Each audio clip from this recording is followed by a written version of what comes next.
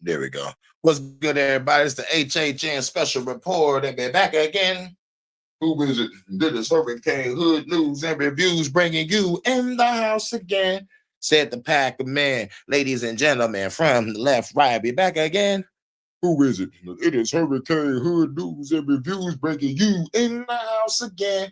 Yeah, we going back again, back, and we going back again, back, and we going back again.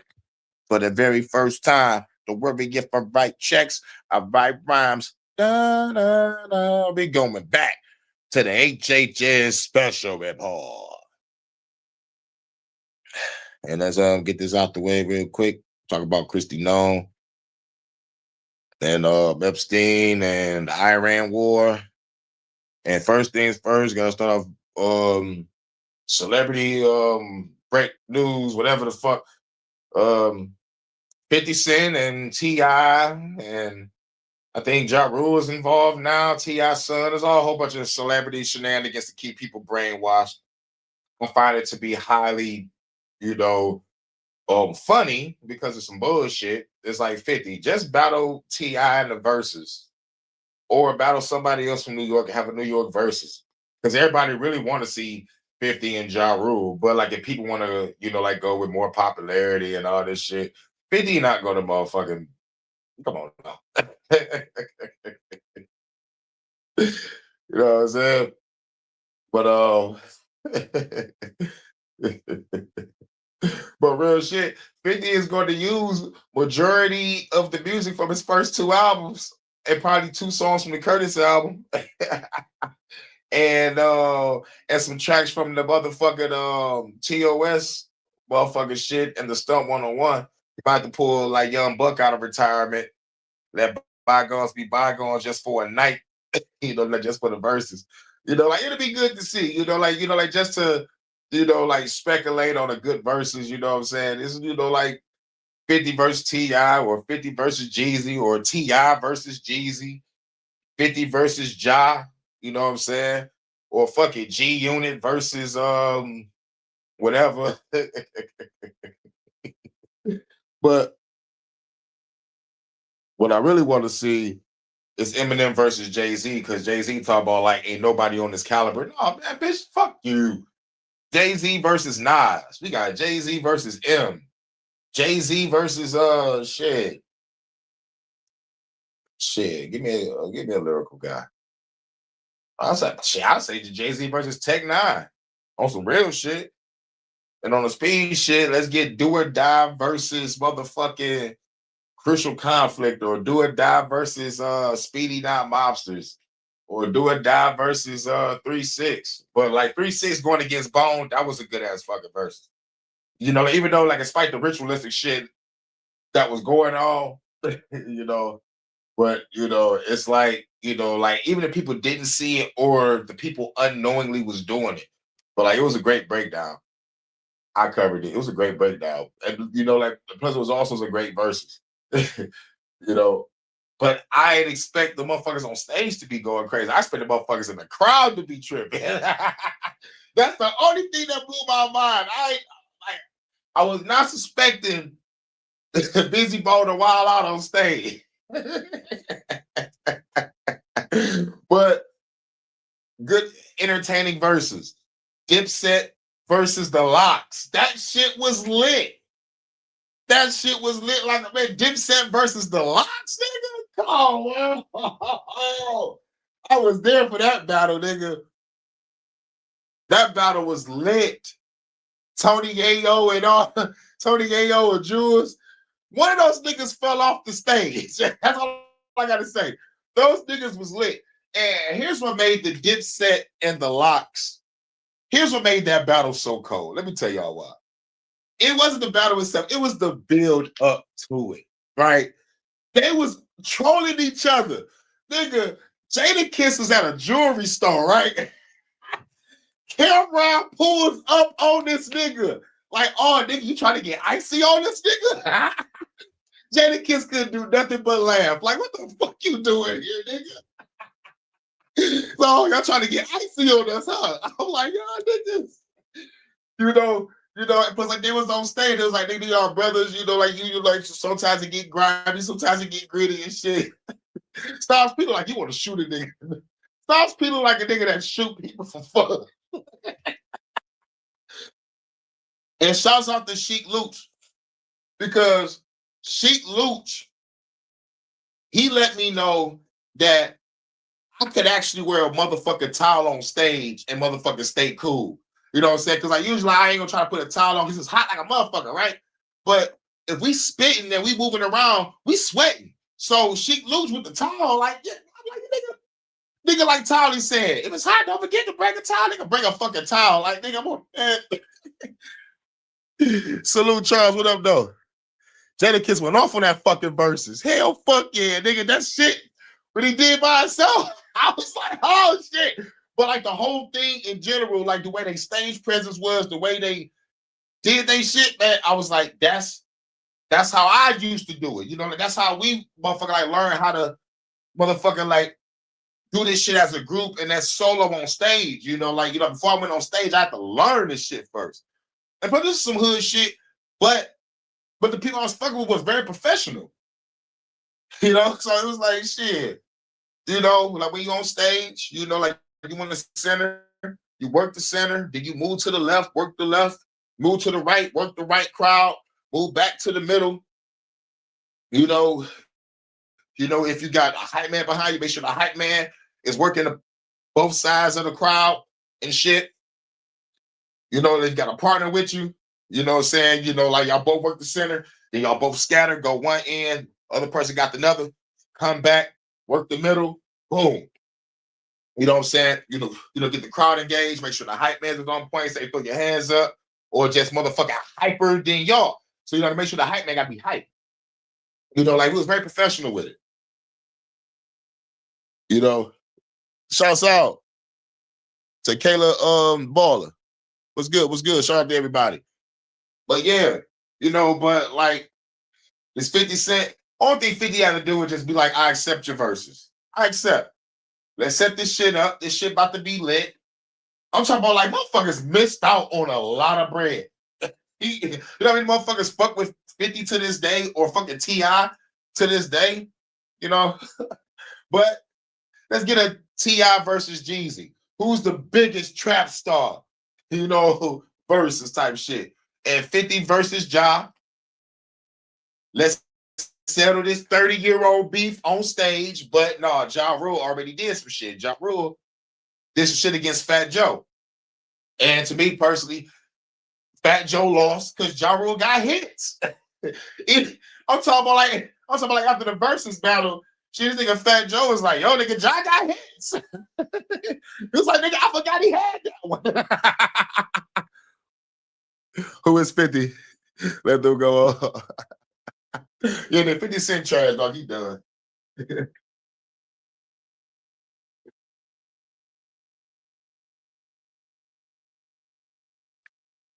For a minute. Yep. But yeah, shit. I had to step off for a minute. But yeah. But who would y'all want to see doing verses? Y'all let me know in the chat. Because like that shit will be lit like a motherfucker. But to me personally, I love to see 50 versus T.I. You know, East Coast versus the South type shit. And Eminem versus Jay-Z, Midwest versus the East Coast. You know what I'm saying? The shit would be fucking lit.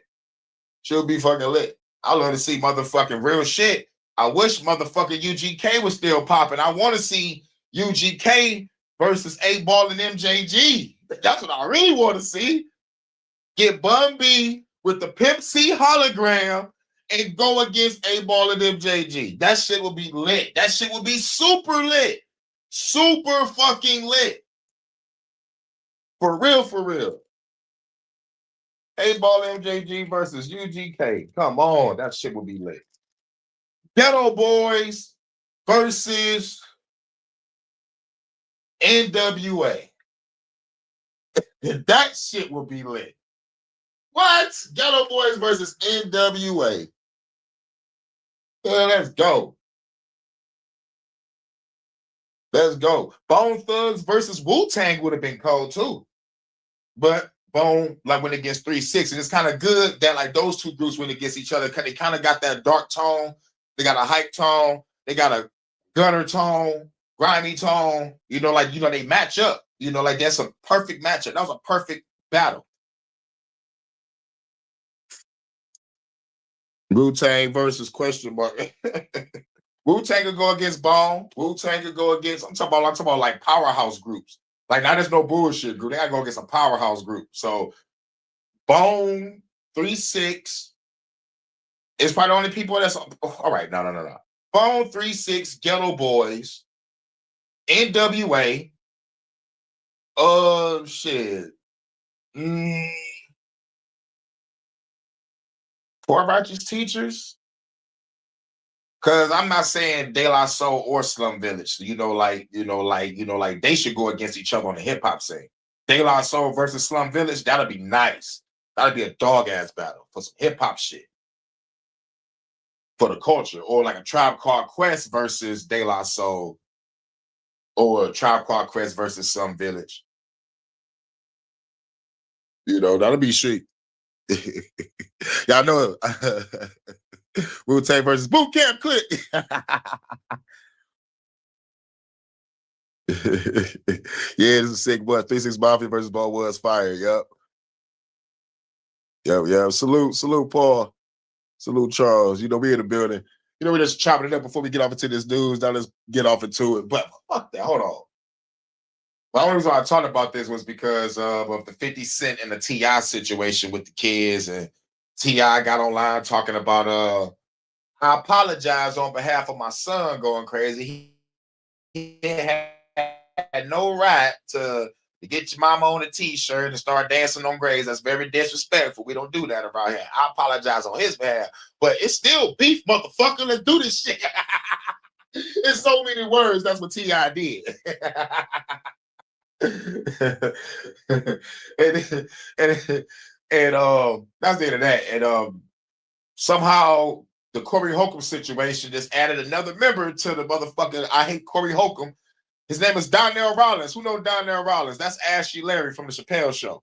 Go from ashy to classy and back to trashy because this nigga was drunk as hell on some type of comedy show and he was on some bullshit. Like, I was like, yo, no, these up and coming comedians, like, let them do their thing. This nigga motherfucker drunk as hell doing other dumb shit. Like he had the panel that he was on, like, yo, kind of chill out, and he had to try to motherfucking make jokes about Donnell. It's like, yo, Donnell, you a fuck up, bro. You fucking up, bro. You ain't fucking up like Corey, but you fucking up. What else you got going on? Going back to the 50 Cent, Faison Love is going at 50 Cent, talking about he a, faggot or fed or whatever. There's a lot of crazy celebrity gossip to keep motherfucking niggas brainwashed. But what's really going on is our livelihoods is at stake due to economic and financial collapse. Bring to economic exhaustion. Get ready, everybody, for AI governance. These motherfuckers dropping $2 billion bombs. And Iran came out talking about, nigga, we set up decoys on y'all dumbasses. And then they looked at the drone footage and be like, yeah, because ain't no way the fuck that plane wing's supposed to still be there. We just hit a decoy. So I don't know how many bombs that we wasted, but I guarantee it's probably over 6 hitting decoys. So that's 2, 4, 6, 8, 10. $10 billion. And I'm just guessing. Even if you drop 2, that's 4 billion. You drop in 1, that's 2 billion already. Billion, not million. Not something that a celebrity can pay off a salary. No, billion. We're fucked. The brink to economic exhaustion. I did the Albert Pike live yesterday. Y'all check that out. Y'all understand what's going on. It's like like the people that is going to suffer is the people of this country, the people of every other country. It's like war starts, shit stops, distribution stops. They might fuck with the fucking water. They might fuck with your food distribution, the fucking energy. It's over. We can bomb all day, but the motherfucker, like, once we stop the fucking pipelines of people getting shit that they need for everyday life, now it's going to be like, all right, government, what the fuck y'all doing? Or we about to start killing each other, eating each other, or just start motherfucking straight full-on anarchy. But that's another story, because, like, real shit, I'm surprised why the shit ain't even happened here. I'm ready to fuck this government up. But like I say, man, like, I know, like, I'm gonna be alone in this, but I also know this truth. This truth is the realest ever. I could be the baddest motherfucker in the room and have all the weapons in the fucking world, but it takes a team to win a championship. You dig? I could be Kobe fucking Bryant in the room right now, but it takes the team to win the championship. I can't do this alone, and I know I can't do this alone. But I know I will be alone because motherfuckers are pussy. So simple as that. Far as a motherfucker will go, yeah, fuck the government, I agree. But when it's time to ride out, who's riding with me when it's time to go shoot some shit or blow up some shit? That's the real question. You know? But otherwise, it's fuck the government all day. Cool. We don't have to agree with each other 100%, but as long as everybody agree with fuck the government, cool. But when I say it's time to ride out, who's rolling with me? I ain't gonna look at you no different if you say no. But just remember, if you're part of the revolution, you better be doing something. You better be cooking, better be farming, you better be hunting, you better be help training motherfuckers. Because you ain't gonna be sitting this bitch doing nothing. Because the ones that's gonna be left after I'm done fucking this bitch up that didn't want to join, you will till the earth for eternity. Because at the end of the fucking day, we'll have to rebuild this shit anyway. We destroying chemtrails, we destroying the CDC, we destroying the motherfuckers that's poisoning our water and our food, blowing all that shit the fuck up, taking everything back. And those that didn't want to join the revolution, that wanted to straddle the fence and be in the middle or roll with the government, you're gonna till the earth forever. Some of you might get popped by me. No, allegedly. I'm not saying allegedly this time. Because it is what it is. Get in my way, you die. Don't say I'm overreacting. Don't say you overthinking it. Don't say calm down. Don't say you need to think about it. No, I'm gonna blow your fucking head off if you come to me with that. Because we know what needs to be done. We know what needs to be done. That fucking calm down shit is over. That fucking turning the other cheek is over. That protester shit is over. It's time to start blasting. For real. So click up, protect your communities, and start building shit. Because we're gonna need to motherfucking have some fortresses in this bitch. Build a bomb shelter, learn how to hunt, learn how to fish, know how to make a fucking fire. Learn from the Amish. Do what they do when it comes to survival tactics in the winter. That's how we gonna fucking survive. When the blackout happened, the Amish was chilling. They didn't know what the fuck was going on unless they went to the city and saw darkness. I'm like, yeah, I'm going back home. You know what I'm saying? So, shit, nigga, fuck it. But anyway, that's a whole nother fucking story. Wait, let me just boom, right. Salute Archangel. What up, though? What up, though? Right, people can't forget China's back in Iran. Thank you. And we're going to talk about Iran too. And plus, I need to do a video discussing China and Iran. I need to do a video on that.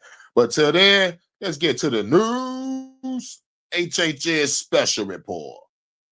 Secretary for the Department of Homeland Security. Kristi Noem has been fired. I'm like 3 days late, but it's all good. Days are gone like dust in Even the a phone wind. agreement. What do you know? Mainstream outlets are already trying to frame her departure in their own way. CNN says she was fired. Something ain't right. It's supposed to be a little louder. It's supposed to be a little fucking louder. Computer. The Bluetooth device is connected successfully. Thanks, computer. Prepare to engage. Starting it over. Once the Secretary for the Department of Homeland. Hey, yo, y'all see my YouTube shorts? I'm going in, yo. Hurricane versus God. Hurricane versus the demiurge and archives, and Bonnie and Clyde versus the elites. Yeah, I blew up the world and the president. Fuck all this fucking planet up. That's how I roll. But anyway, let's get back into it. I just want to make sure everything's straight. Let's go. Kristi Noem was once the secretary for the Department of Homeland Insecurity. Homeland The Insecurity. United States Secretary of Homeland Security. Well, Those days are over. yep, those days are gone like dust in the wind. What do you know? Fake stream outlets are already trying to frame her departure in their own way. CNN says she was fired. Kristi Noem is out as the Secretary of the Department of Homeland Security. Yeah, President Trump has announced that he has fired the Department of Homeland Security Secretary Kristi Noem. While Fox News offers up a kinder, gentler word. She was replaced by Oklahoma Senator Mark Wayne Mullen. Kristi Noem, the Homeland Security Secretary, she is being replaced. Senator Mark Wayne Mullen is now going to take over her job, but she is being replaced. Fired the Department of Homeland Security Secretary Kristi Noem. By the way, this is the same Senator Mark Wayne Mullen who's a little bit confused about what war is. He says this is a war with Iran while also saying we haven't declared war. Not to eliminate other possible Can't make this shit up. alternatives to leadership. This is war, and we're taking out the threat. And if you're part of the threat, then you're a target. How can see this war? We haven't declared war. This is war. They declared war. We haven't declared Just now you said this is war. They called it war. This is war. When I was saying when I was saying that they declared war on us, but war is ugly. They declared war on us? We're at a regime that's been trying to attack us for quite some time. But you're not conceding this. Look at him fidgeting. Hey, yo, shout out to Low Kid. Hey, yo, man, that beat you something is wild. I'm like, man, that's some cold shit. That's a nice beat. I'm like, damn, you about to tell a story on that beat, ain't you? Let's go back to the beginning real quick. The missiles, the launches, the intercepts. Hold on, explosions what the fuck just happened? There you go. Was once There you the go. secretary for the Department of Homeland Kristi Noem fired. Insecurity. Kristi Noem, the United States Secretary of Homeland Security. Well, Those days are over. yep, those days are gone like dust in the wind. But what do you know? Fake stream outlets are already trying to frame her departure in their own way. CNN says she was fired. Kristi Noem is out as the Secretary of the Department of Homeland Security. Yeah, President Trump has announced that he has fired the Yep. Department of Homeland Security I saw her fall on Secretary the fuck that Kristi nigga Noem. up. While Fox News offers up a kinder, gentler word. She was replaced by Oklahoma Senator Mark Wayne Mullen. Kristi Noem, the Homeland Security Secretary, she is being replaced. Senator Mark Wayne Mullen is now going to take over her job, but she is being replaced. Fired the Department of Homeland Security Secretary Kristi Noem. By the way, this is the same Senator Mark Wayne Mullen who's a little bit confused about what war is. He says this is a war with Iran while also saying we haven't declared war. Other measures being taken not to eliminate other possible Can't make this shit up. alternatives to leadership. This is war, and we're taking out the threat. And if you're part of the threat, then you're a target. How can see this war? We haven't declared war. This is war. They declared war on us. We haven't declared Just now you said this is war. They called it war. This is war. When I was saying when I was saying that they declared war on us, but war is ugly. They declared war on us. We're at a regime that's been trying to attack us for quite some time. But you're not conceding this. Look at him fidgeting, trying to answer these questions. This nigga don't even know. Oh my God. He can't make this shit up. Declared war. This is war. So if we haven't declared war, this is war. I don't see that. The president asked us to declare war yet, but they have declared war on us. We're just simply fighting the threat that's been at our door for 46 years. We haven't declared war. This is war. It's okay. I'm sure the Department of Homeland Insecurity is in very good and stable hands. Right. Posted on Truth Social, I am pleased to announce that the highly respected United States Senator from the great state of Oklahoma, Mark Wayne Mullen, will become the United States Secretary of Homeland Insecurity, effective March 31st, 2026. The current secretary, Kristi Noem, who has served us well, yeah, we're going to find out just how well she served us. Or did she? Right. Did she serve us? Did she serve anybody at all? Like, I ain't get served. She looked like she can give a mean blowy, but I ain't got served by her. Do you want to get served by Kristi? No, hell no. This bitch a puppy killer. But she's kind of hot though. I'll bend her over though. You will bend over Kristi? No, hell yeah. She a woman, right? Fuck the shit out of Kristi, no. Bitch, give me a job. You stupid. Cut his mic. Take him off the air. Served herself and her buddies, and has had numerous and spectacular results, especially on the border. Will be moving to be. Oh, fuck that. I got a question. Who you, yo, fella, this for y'all fellas. Who y'all rather fuck? Candace Owens or Kristi Noem? Special envoy for the Shield of the Americas, our new security initiative in the Western Hemisphere we are announcing on Saturday in Doral, Florida. I thank Kristi for her service at Homeland. God, it just kind of chokes you up, you know. Now, the Department of Homeland Insecurity's ad campaign has this money trail that's kind of been shrouded in secrecy, and it involves 220 million tax cattle dollars, a mysterious Delaware LLC, and a horse with no name. They actually does have it. And I've been through a desert on a horse with no name. Felt good to be out of the rain. 'Cause in the desert, they can't remember your name. 'Cause there ain't no one gonna give you no rain. La, la, la, la, la, la. God, I hear that song in a long time. What y'all here know about that? His name is That was my Gil. shit. To this very Nigga said his name Gil. has hailed this ad In the desert. Oh my God, my shit, man. Oh my God, man. I'm doing a jam session later to play that shit. That's my shit. I'm listening to that later. Like, that's my shit. if it wasn't for this fucking video game, Grand Theft Auto San Andreas, I used to play that song and ride to Vegas. I used to motherfucking play Skid and Freebird, ride to Vegas. Like, yo, this my shit. Let's go. And sometimes I just press pause, go to the radio station, spark up a blunt, and just sit there and listen. Just sit there and listen. I go to all the stations, even the reggae station. But definitely that motherfucking horse with no name, that's my shit. That's my motherfucking shit. Yeah, did they say Gus Grimson? Yeah, I think so. I'm not sure. I'll just go back. La, la, la, la, la. Oh my God, I hear that song in a long time.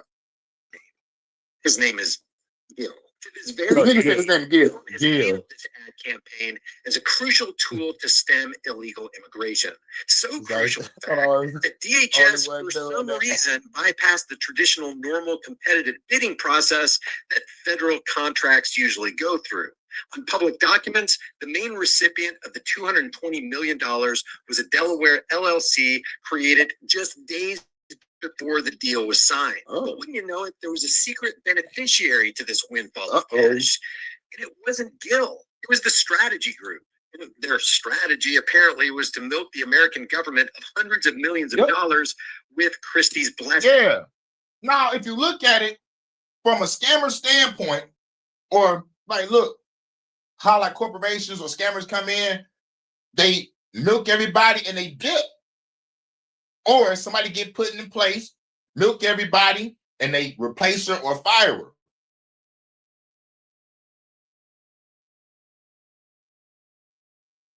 Now let's get ready to fund this next fucking agenda.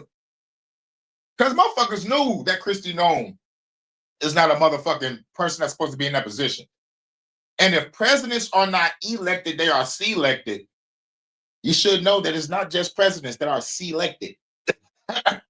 There's other motherfuckers that's put in power just to motherfucking get some shit done. Just like Obama was put in place to lullaby a whole bunch of niggas to sleep. And we don't have a revolution. Because once that nigga was in office, what did we going through? A fucking recession. A fucking recession. Think about that. So fuck the bullshit. We're supposed to burn this country down. Black president, white president, alien president. I don't give a shit. I'm about to put up a motherfucker short me blowing up the world. Yeah. We need that. Because this world is cooked. Motherfuckers waiting on a savior to come and save them. You're fucking crazy. Waiting on a man to be righteous in office. Like that's going to fucking happen. I'm like, come on, man. You don't know your history, you're doing to repeat it. All empires crumble because of the monetary system. And we have been economically, financially, spiritually, morally physically, mentally fucked on all fucking sides. You know? And it's like, really, shit, dog, I'm glad I got all this fucking willpower, determination, and endurance and stamina on mental, physical, and emotional, spiritual, powerful fucking level. Because really, the average person will fucking self-fucking delete. And like, I would not be mad. Be like, I understand why. Living in a world like this, living in a fucking world like this, a place we didn't even ask to be here. But then some people believe we chose to be here. Fuck that. No. Kiss my ass. They bumped me upside the head and threw my soul in the body. That's the only way to bring me here. I'm infinite consciousness, infinite awareness, driving a vehicle known as the human body. Why the fuck would I want to motherfucking sacrifice forgetting that I have super omnipotent power to come down here to learn something? But if I already know everything, what the fuck is I'm learning? Kiss my ass, nigga. I ain't asked to be here. I got bumped upside the head and tossed in the body. And plus, when it comes to that concept, I ain't asked to be here anyway. When it comes to motherfucking parents fucking and shit. So, like, well, I ain't asked to be here on both ends. But when you find yourself, when you honestly find yourself and you know that you are infinite consciousness, infinite awareness, driving a vehicle known as the human body, just live your life righteously, with high morals, good standards, with self, you know, and attract those that vibe with your fucking frequency and notice who not to fuck with. You know, we all born with that spark, but some people got a dim light and some people light has been extinguished. And I said it before, I say it again. I choose to be nice. I could go back to the original mind state before I went to YouTube. Everybody's a target if they not down with the revolution. You know, so it's like, yo, but meeting y'all and understanding YouTube etiquette and understanding the YouTube streets and navigating through the space, I carved my own fucking lane and it feels fucking good because not everybody ready to be a fucking revolutionary. And as for loose farming, they wish they can loose off me, but I am the fucking loose. I'm lay loose from motherfucking Neon Gillis's Evangelion in this bitch. I am what's needed. I am necessary. And they don't want people like me to be like this. They want me to be afraid. They want me to be scared. They want me to be, what to do? Fuck that. I know what to do. Eradicate every remnant of evil on this planet with righteous vengeance and retribution. At least it's honest. Oh, you just want revenge. You just want payback. Yes, I fucking do.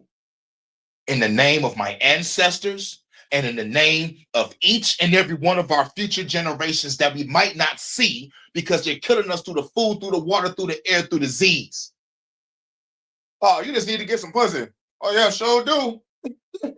Pay for it or go to Cougar Town or travel across the world. Either way it go. Once you're done doing it, you still got to look at your invisible prison bars. I want to fuck a bitch in peace. I don't want to wake up and go out in the air and still smell this fucking poison. I want to grow some fucking food without worrying about Monsanto. Fuck the CDC. I want to get this fluoride out this water also. GMOs out the food. Yeah, we can all come together and gather up and build a fucking community, but as long as these evil people exist, they will come to your fucking land and say eminent domain. Run your shit. Or you want to grow some shit, you got to fuck with Monsanto. Even if we go full in nature, they still spraying over our fucking heads. So fuck the bullshit. Eradicate each and every one of these evil fucks. It's only got one rule. Everyone fights, no one quits. You disobey me, I'll shoot you. Do y'all fucking get me? Yes, we fucking get you, sir. Welcome to the revolution. Hurricanes revolution. Those were my warriors. Nope, I choose to come here to motherfucking wake my own goddamn self up because I came here. What the fuck is this? When Christianity. But to expand on that, I come here to wake up people. If I'm coming here to wake up people low on some real shit, I'm waking them up to be a fucking warrior again. Waking them up to have courage again. Like I could roll with that. I could dig that. I could flow with that. But it's the before part. Like I came here, but if I'm infinite conscious, I would not want to come here. And plus, even if I did want to come here, I want to come here and do damage, not come here and be a fucking useless in a wretched fucking body. I want to come back with some powers. I'm gonna come back and be like, okay, if I'm coming here to wake y'all up, y'all better follow me and listen. I'm about to fuck this government up because y'all suffering. So when I'm done with this, y'all have this land, do y'all thing, and if y'all start fucking up each other, I'm gonna fuck y'all up. Peace. Type shit. I want to come back as a god, not come back as a fucking human. But I feel you, though. Maybe I'll come back and wake people up, but it's to wake motherfuckers up to kill a motherfucker. And even that, some people can't do that because black people will lose a piece of themselves. People will go fucking crazy. Have you seen a motherfucker kill somebody? Oh, damn. Damn, I can't even talk like this. But have you seen it happen in movies where the motherfucker is like psychologically broken after one kill? Like, nigga, you have to protect yourself or protect your family, or you in the war and the shit. It's like not everybody is up for this. So if I'm here to wake people up for that, man, I'm traumatizing a lot of motherfuckers. And to me, I find that a little bad. Just a little. But only because a life is a life and there is no good guys or bad guys in the war. Motherfuckers dying. And we can all motherfucking be at peace. But it's just like this ain't the planet for it. So if I'm here to wake motherfuckers up on a planet that's not meant to wake up, I'm wasting my fucking time. And I don't like my time being wasted. Whew.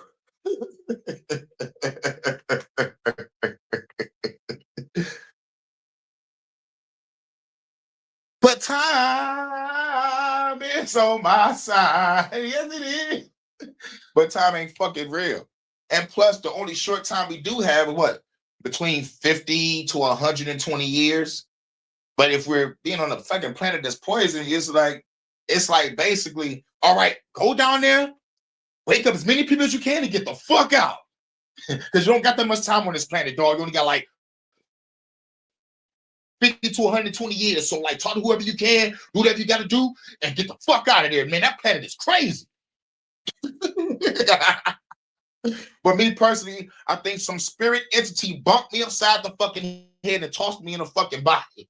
Because ain't no way in the fuck I chose to pop up on a planet full of suffering, and they withheld our knowledge to keep us down with a mother that's stupid, selfish, and stubborn and on crack, and in the poorest city in the country. I'm straight. I'm talking about they made sure, throw Hurricane in the lowest of the low of the ram so he don't wake the fuck up. This motherfucker is too goddamn powerful. Let him go to that ram, have a fucked up life so he can kill himself. And best believe I used to think about that shit on a daily. Wasn't for meditation, music, and just a couple people that I had to talk to, I would have been dead. I would have been to myself out. Many attempts. One of my bitches saved me. So it's like, I was ready to jump off that for a fucking freeway. I was ready. This bitch leaped up like Spider-Man, pulled my ass down. I did like one little leap, jumped on that freeway overpass and said, let's dance. This bitch was like, Spider-Man, yank.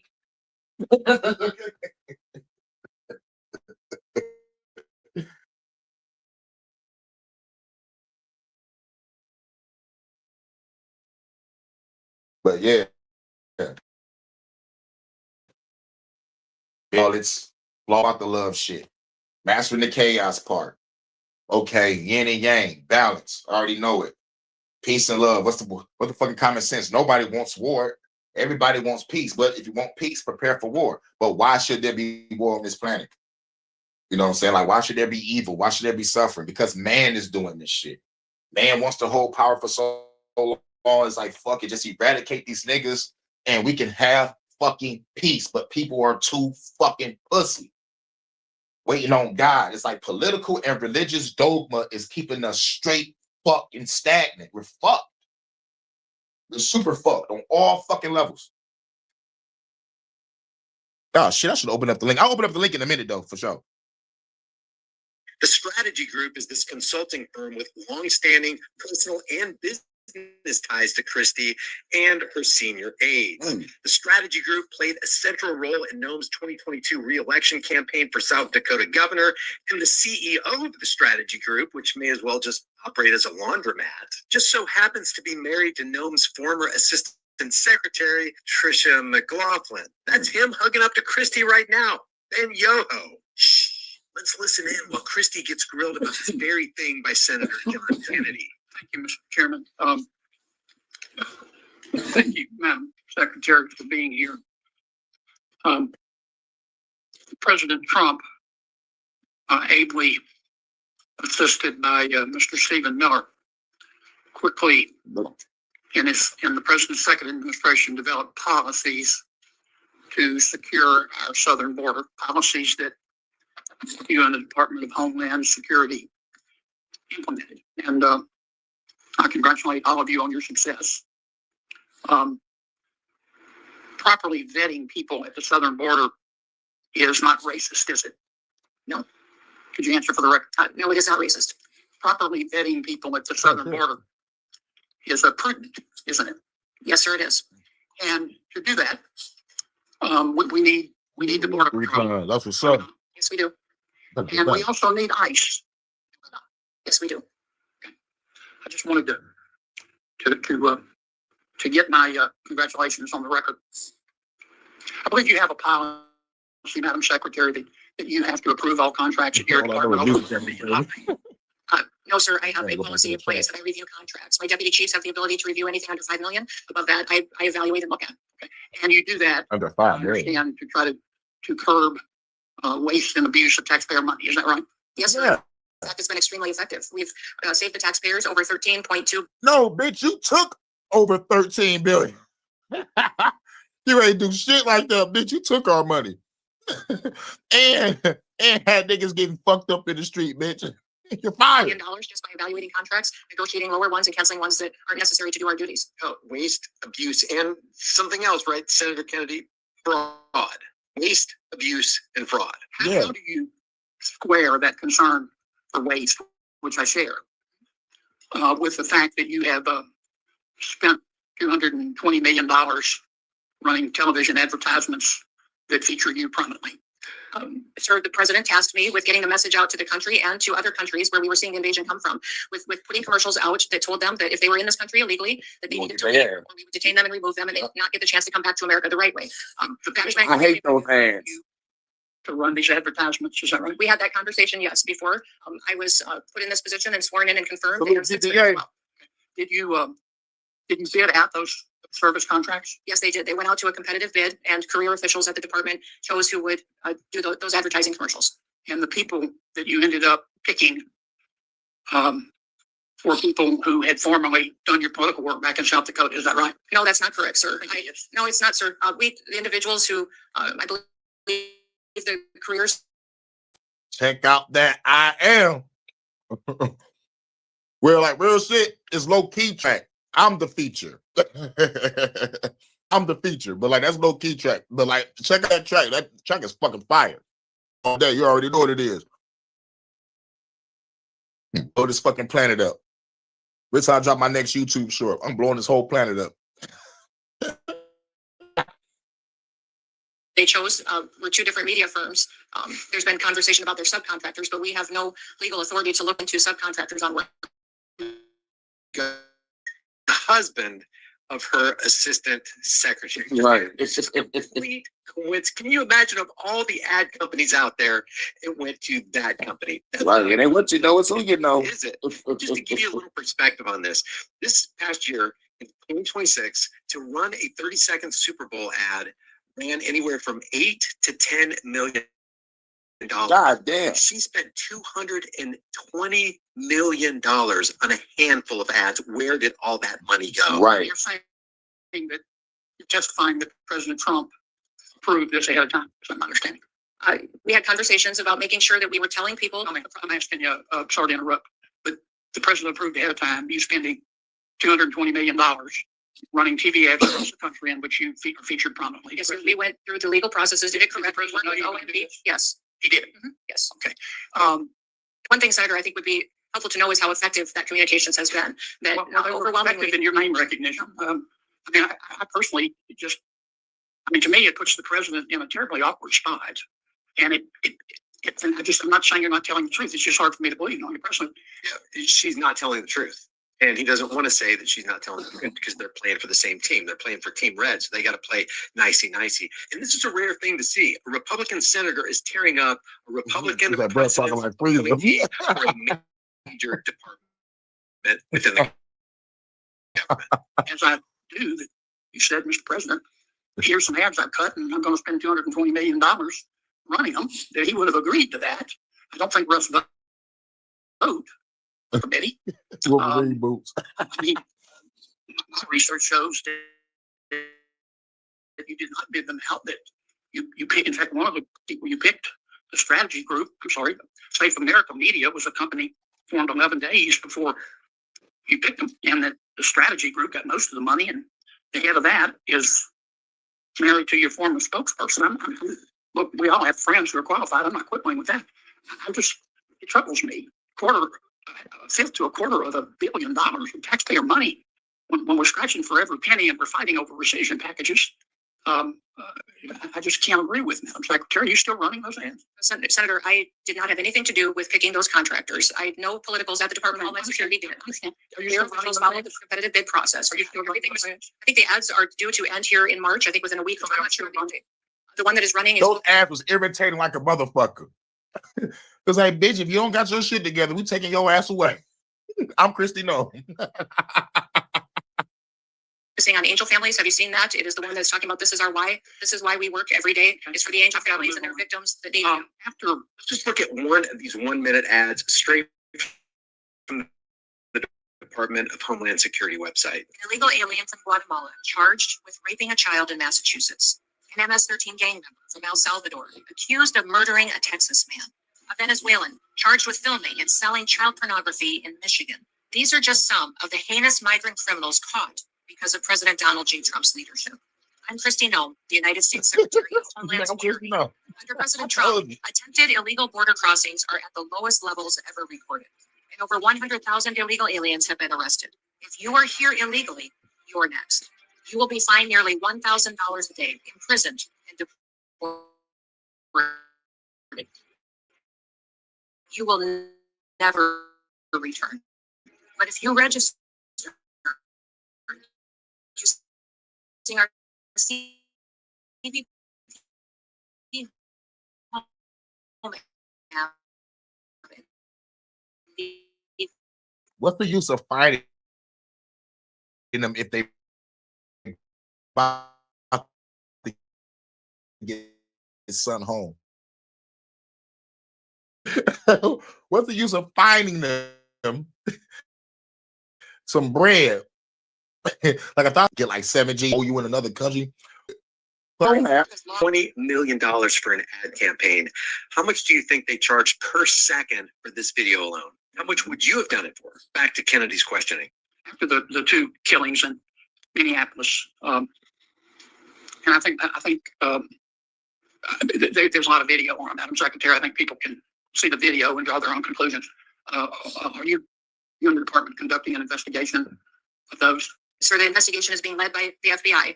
HSI was involved. In fact, our HSI and agents on the ground. Sorry to cut you off, but I believe at the time. Oh, she was robotic. Audio cutting out. Damn. Ad cutting out. Damn. What the fuck? What the fuck? Like, how I sound now? I'm still robotic. I guess if they one thing, it's another. Like if it's YouTube, if it's YouTube live, they kicking me out or they freezing my chat. StreamYard, I'm sounding robotic. Nah, how I sound now? Good, bet it up. Hashtag fuck YouTube, fuck StreamYard. I can't wait to fuck all this shit up. I can't really fucking wait. Motherfuckers trying to make careers. I'm getting ready for this. I'm getting ready to fuck all that shit up. No, Trump already signed the executive order. Anybody that's against the government is a domestic terrorist. Let's dance. I'm ready. But anyway, let's go. You said these were acts of domestic terrorism. Domestic terrorism. I just said that. And you know what's real funny? They don't want me to be like this towards them. They want me to feel like this towards my own fucking people. Or to just people in general. Fuck your own self up. Nah. If I'm going down, I want to go down taking down the government. I'm going out in a blaze of fucking glory. Turn on my Leonard Skinner Free Bird for me. Y'all hear that song? Y'all know I might not make it out that bitch alive. But otherwise, y'all gonna be hearing Indestructible or some Ozzy Osbourne or some Avenged Sevenfold, Five-Finger Death Punch. I'm going that bitch with some Death Clock. Fuck it, I'll pull up to some Jimi Hendrix Watchtower.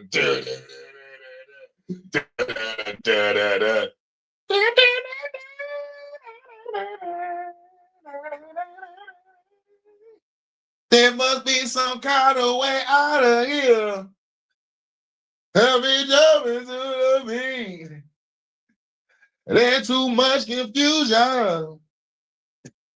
I can't get no relief. I'm going that bitch shooting niggas to Jimi Hendrix. Someday and drink my wine. Oh, then take my herb. I go on that bitch blaster. Sir, in answer to questions at the press conference that afternoon, it was that it appeared to be. But you said these appeared to be acts of domestic.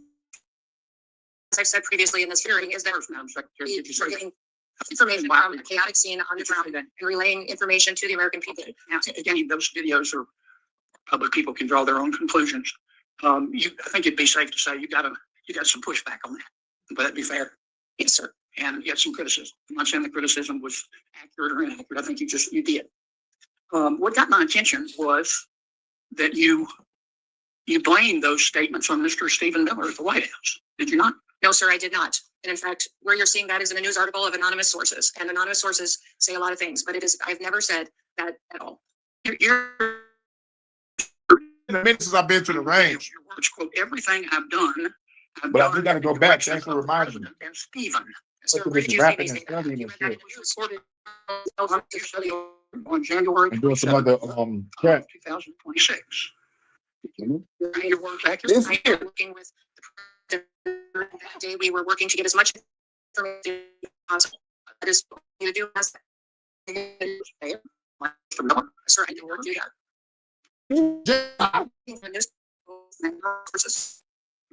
You're denying it. Sir, I'm not going to really.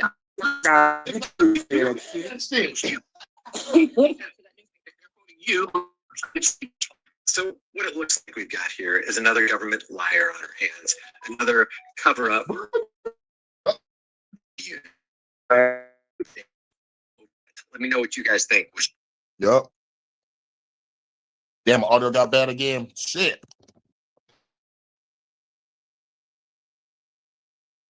Well, how you now? Mic check 1 2 1 2. I got 2 more videos. How we feeling? I'm Huey Freeman.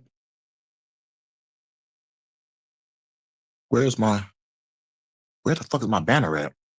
There you go. I'm tripping. Next, what's this? Everyone keeps watching the missiles, launches, the intercepts, the explosions in the sky. And because those are the most dramatic images, people assume This is where the important. real story is.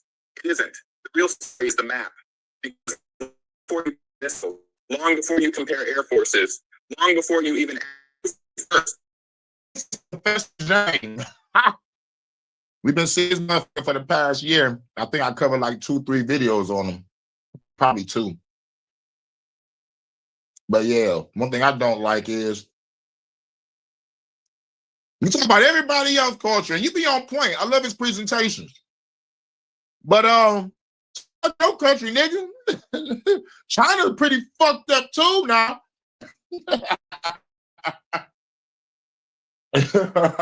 That's my only beef with him, man. But like that's some petty shit. That's some petty shit. Like you talk about a lot of but everybody else ain't talking about your country yet. Because you probably get chased down by the CCP, nigga. They will go to another country and get your ass. Huh? With TMB Monkey Man? Shit. Oh, shit. I don't know. I know. I think my recent video I saw from Monkey Man, he was talking about for show. And no. It was on before that. He was talking about some.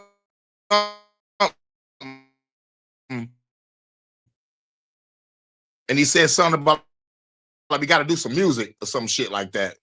But like, he was on another topic. I was like, yes, I'm playing with him.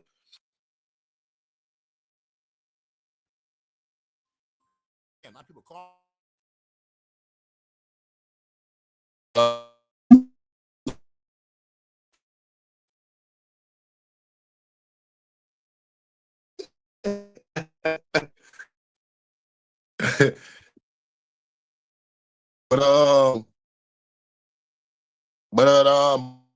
don't know what's up with Monkey Man. I know the last thing I saw was you said that we need to do a track. He was talking to me and the overdose in the chat. He got back to talking to his partner. But like before that, it was a video he was talking about like for show. TV was buying views and shit. I don't know, if that's true or not. I never looked into it. Because I be in my own lane and shit. I'm a revolutionary. I just cover news, do music, do some anime shit sometimes. And then shit, like I just keep it rolling. Because at the end of the day, I can't wait to leave YouTube.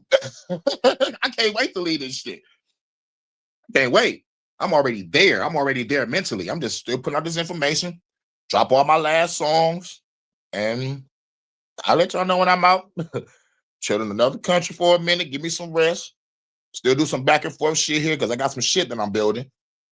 And what around like 2030, 2031, the revolution gonna start.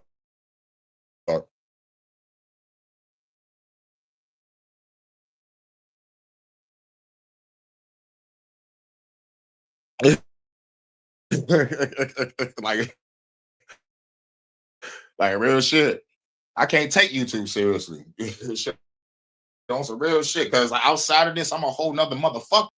And that's the shit that motherfuckers like really not motherfucking thinking about. It's like y'all will fucking kill a motherfucker. This is a life thing about it is. I know there's some brothers that might have to get murked because they not, getting down with the program. It's like, look, we're trying to motherfucking build this country back to what it was. You get in my way, you die. Simple. It's like Black Dynamite when he walked into that motherfucking pimp meeting. I'm declaring war on anybody selling drugs in my community. But Black Dynamite, I sell drugs to the community. Well, if I catch you, you won't be considered a brother or a friend. Can you dig it? And another nigga stepped up, was like, no, nigga, I can't dig it. Who the fuck you think you is? And he was like, yo, this Black Diamond. He's like, nigga, shut up, nigga. I'm going to do what I want, when I want, how I want. Black Diamond's like, okay. When I catch you, you'll be less one brother to deal with. That's the time I'm on.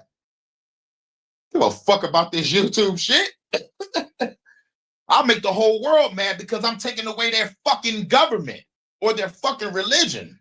And And fuck it. If I were just on some gang banging shit, I'd just throw my black flags on and just say, G, folk, and start blasting. You know, but shit, I'm beyond that. I'm on some motherfucking the betterment of my fucking people. Or the betterment of this fucking planet. This whole planet is fucked. You know? Somebody gotta be the motherfucking face. Or the motherfucker. Somebody gotta stand up to these evil motherfuckers. I don't know. Is it just me? Is it just me? But I feel someone has to put an end to this.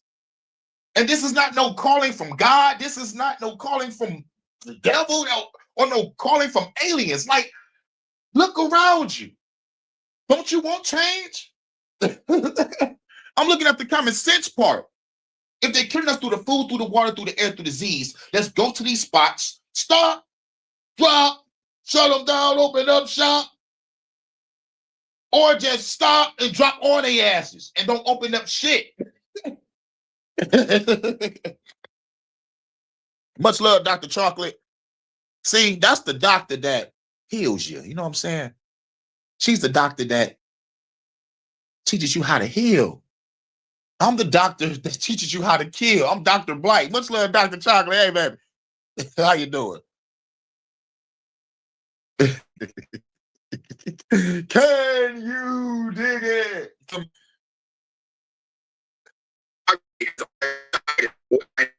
This is.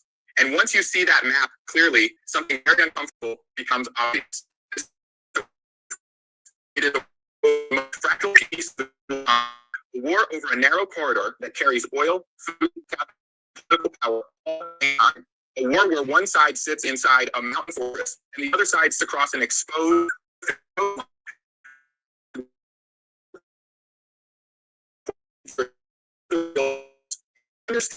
the conflict starts looking very different from the way it is usually presented. Because what matters here is who can collapse of the system around them.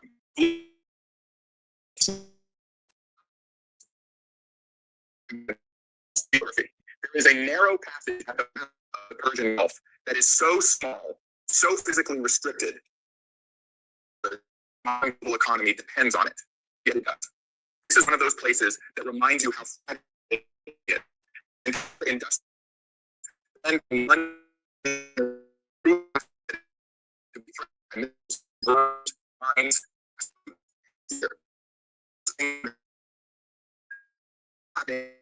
economy. It's happening inside one of its. A huge percentage of the world moves through the zone. Energy goes. It goes east to India, to Pakistan, to South Korea, to Japan, to China.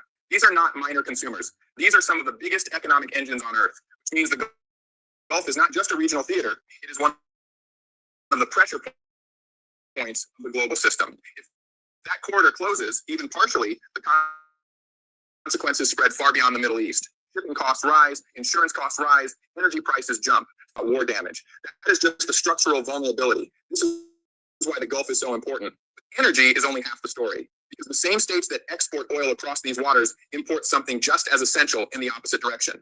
Food. That is the second thing people miss. Wealthy Gulf states often look indestructible from the outside. Damn, it's super choppy. Sure. Trains, boats. Sure, I'm about to go back. Shit, you know how we sound now? It sound good now? Okay, cool. Much love, thanks. Fear. That is the first thing to understand. The conflict is not happening near the global economy. It is happening inside one of its central arteries. A huge percentage of the world's energy supply moves through this zone. And where does that energy go? It goes east, to India, to Pakistan, to South Korea, to Japan, to China.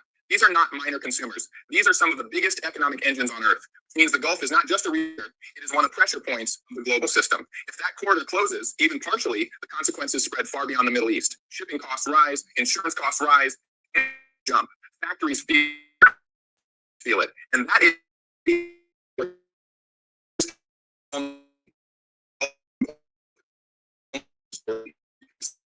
export oil across these waters, import something just as essential in the opposite direction.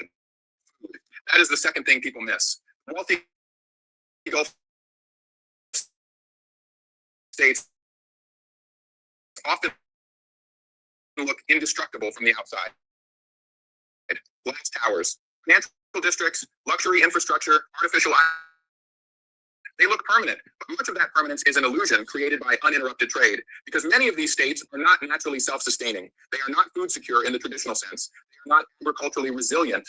They are deeply dependent on imported supplies. So the same maritime system that carries oil out also carries survival in food, industrial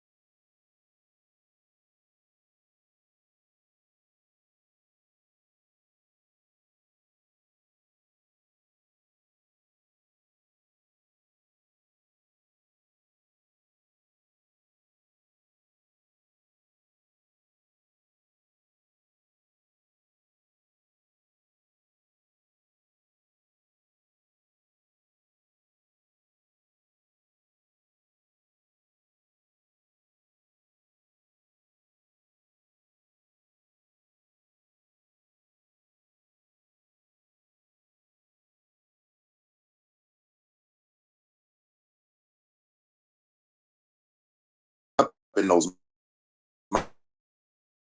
mountains. They're getting shot the fuck up during those terrain, like, you know, like shout out to JBJ. Excuse me. I don't think America's ready for that type of warfare. So the only thing they can do is do some bombing. You know, because I don't think our military was even trained to fight in the mountains or fight in the woods or some shit. You know what I'm saying? It's hard to see. You know what I'm saying? Like you would never know who's hiding in the bushes like the predator and beam your ass with a red beam. You never know. You never know. But yeah, guerrilla warfare. Vastly more expensive. Flat deserts full of visible infrastructure are one kind of battlefield. Mountain fortresses are another. And this is where the asymmetry begins to sharpen. Because across the Gulf, some of the most important assets are not hidden at all. They are exposed by necessity. Air bases, ports, refineries, pipelines, power stations, desalination plants, financial hubs, logistics centers. Should be cool. You cannot bury a skyline. You cannot hide a refinery in a mountain. You cannot relocate a desalination network overnight. And that means one side of the war is structurally easier to target. That is not a moral judgment. It is a geographic fact. Now consider what that means in practice. If missiles or drones are launched from a hardened interior against exposed coastal systems, the defender must stop nearly everything, not most things, nearly everything, because one successful hit on a refinery matters. One successful hit on a power station matters. One successful hit on a desalination system matters. One successful hit on a financial center matters. This is why the offense-defense balance is so ugly here. The attacker needs to get through sometimes. The defender has to succeed almost every time. And that would be difficult, even in a symmetric fight. But this is not a symmetric fight. Because the attacking side can hide inside geography, while the defending side is forced to protect highly visible economic life support systems. That brings us to the most underrated target in the entire Gulf, water. Most people understand oil. Most people understand shipping lanes. Most people understand military bases. But water is where the vulnerability becomes existential. Large parts of the Gulf do not naturally support mass urban civilization without industrial intervention. Modern Gulf life depends heavily on desalination. That means seawater is processed through complex, energy-intensive infrastructure to produce fresh water for cities, industry, and daily survival. That is not a side note. That is civilizational plumbing. And if those facilities are disrupted at scale, the crisis stops being financial and becomes biological. You can live without confidence indexes. You can live without luxury towers. You cannot live long without water. That is why desalination infrastructure is such a terrifying vulnerability. It is not just another industrial target. It is a pressure point that touches every layer of society at once. Households, hospitals, industry, cooling systems, sanitation, basic life. And unlike military symbolism, water panic spreads fast. The moment people believe supply is vulnerable, order begins to fray. Now step back and look at what this means. A wealthy regional system that depends on maritime openness, imported food, fragile industrial water systems, and exposed energy infrastructure is sitting directly across from a state whose offensive strategy naturally benefits from concealment, dispersal, and survivability. That is not a normal matchup. That is structural asymmetry. This is why the war is not just about firepower. It is about who can remain functional under systemic stress. And this is where the economic dimension returns. Because the GCC is not just important in itself. It is also central to the wider dollar-based order. This part is often discussed too simply, so let's slow it down. The global role of the US dollar is not sustained by military power alone. It is sustained by demand, flows, and trust. And one of the key historical pillars of that trust has been the Gulf energy system. Oil is sold, revenue is accumulated, surplus capital is recycled into U.S. financial assets, treasuries,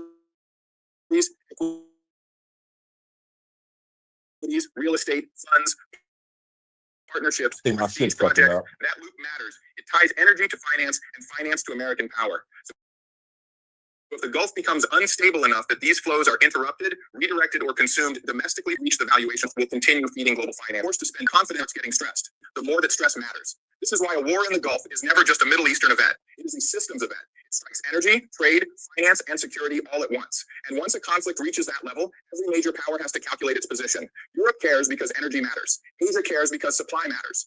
China cares because imported energy matters. Russia cares because strategic distraction. The United States cares because the Gulf is tied to the architecture of hegemony itself. And that is why geography alone can work toward the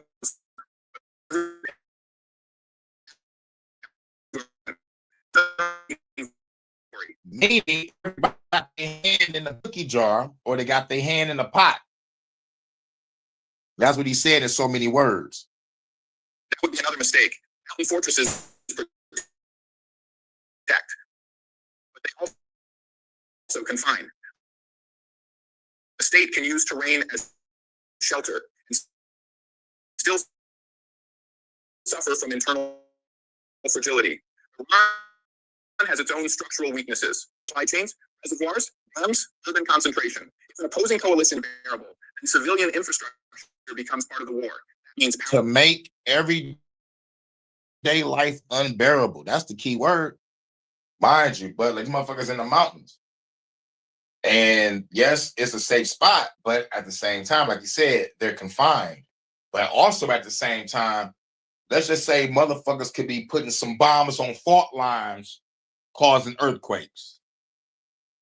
When the motherfucker is up under a mountain and they feel some shit shaking, they getting the fuck up out of there. Or they gonna turn the mountain into their fucking tomb. Weather warfare still happens.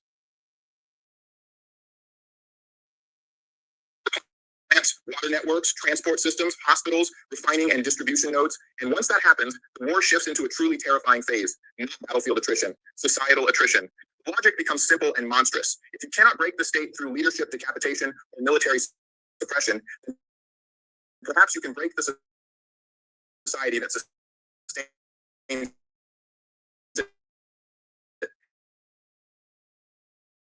daily life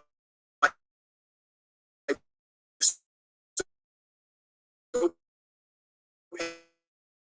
painful.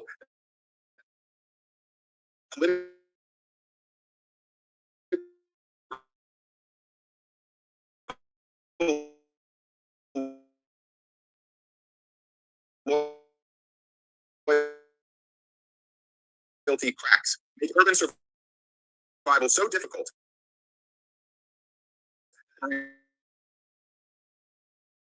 Regime faces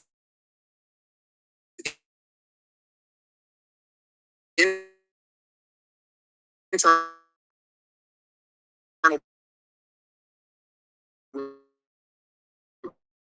rebellion and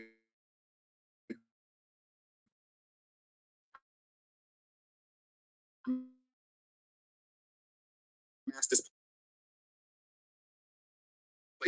This is the logic of strategic punishment. Once both sides recognize they have the capacity to target the foundations of civilian life. Like I said, it always goes back. Whenever this shit, that's why we just need to destroy our destroy our own government.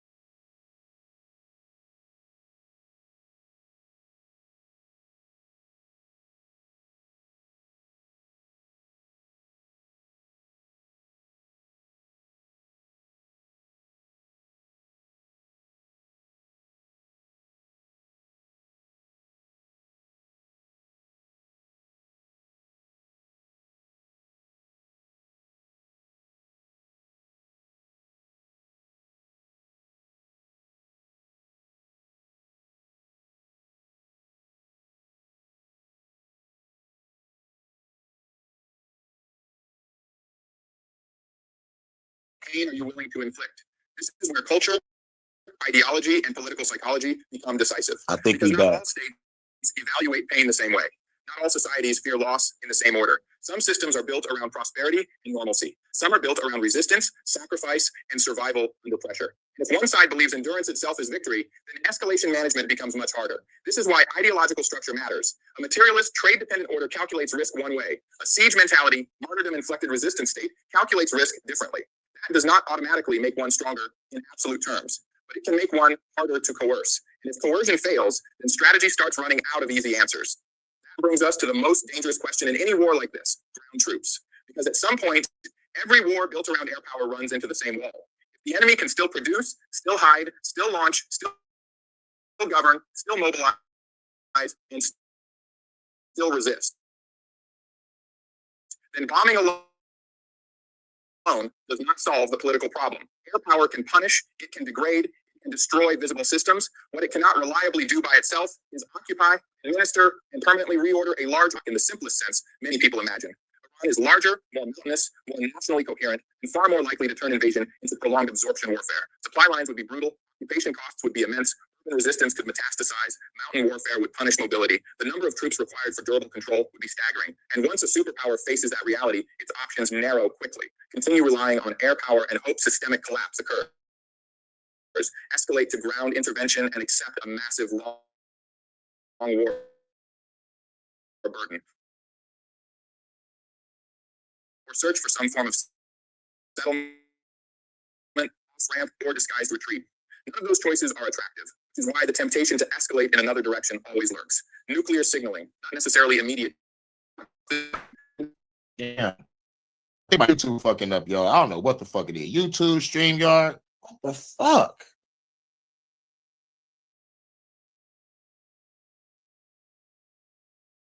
I'm trying to motherfucking put a fucking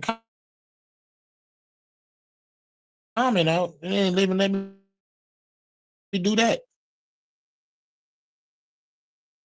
That's some bullshit.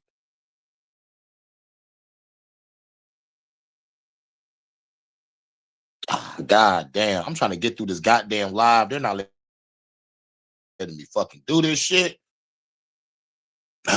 Man.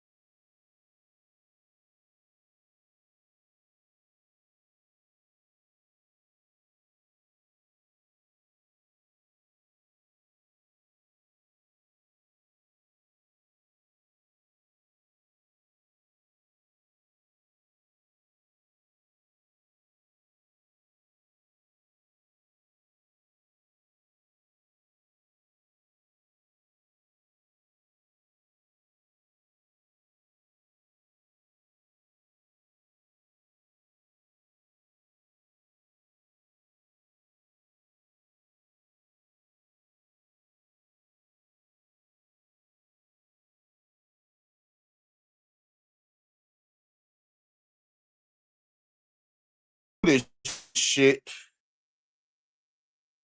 That's the final threshold. This is where other great powers enter the picture, even if indirectly, because once nuclear signaling becomes plausible, external guarantors, warnings, red lines, and proxy balancing all matter far more. A regional war then begins drifting toward world historical stakes, not because everyone wants global war, because everyone wants to prevent someone else from changing the rules of war.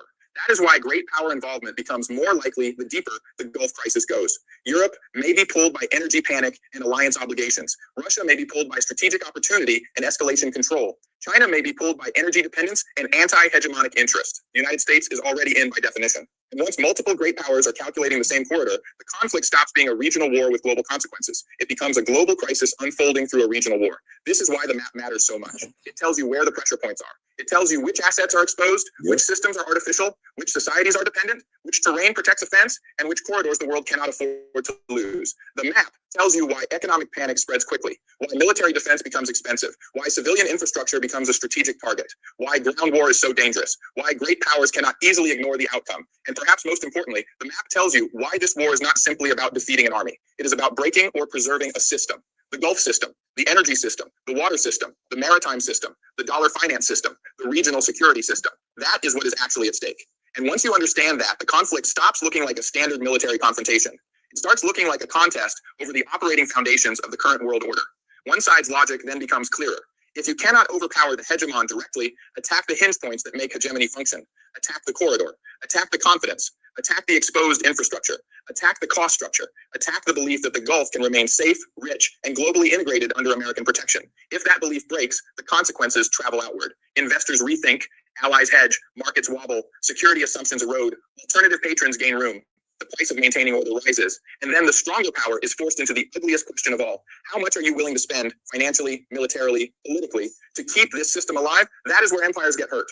Not always where they expected. Not on the battlefield first. In the cost of upholding a geography they cannot afford to lose and cannot cheaply secure. That is why this war, if it deepens, will not be understood by counting explosions alone. You have to watch shipping. You have to watch insurance. You have to watch food flows. You have to watch water systems. You have to watch Gulf capital. You have to watch central bank stress. You have to watch whether allied confidence hardens or cracks. You have to watch whether the system still behaves as though the Gulf is secure. Because the moment that behavior changes, the war enters a new phase, a phase where victory is no longer measured in sorties or headlines, but in whether the underlying order can still reproduce itself. Can oil still move reliably? Can food still arrive? Can water still be guaranteed? Can capital still flow outward? Can cities still feel safe? Can markets still trust the security umbrella? Can the United States still anchor the entire arrangement without unbearable cost? Those are the real questions. And once those become uncertain, the war becomes much bigger than the states firing missiles. It becomes a referendum on a geopolitical architecture. That is why the geography is enough to tell you the broad outline of the conflict, a narrow choke point the world cannot ignore. A wealthy but exposed coastal system dependent on trade, water infrastructure, and security confidence. A larger mountainous power able to hide, disperse, and threaten. An energy finance loop tied deeply to global order. A set of great powers too entangled to remain indifferent. Put all of that together, and the future stops looking mysterious. It starts looking dangerous in a very specific way. If the corridor stays contested, the world economy suffers. If Gulf infrastructure becomes persistently vulnerable, the regional order shakes. If escalation pushes both sides towards societal punishment, the war becomes far uglier.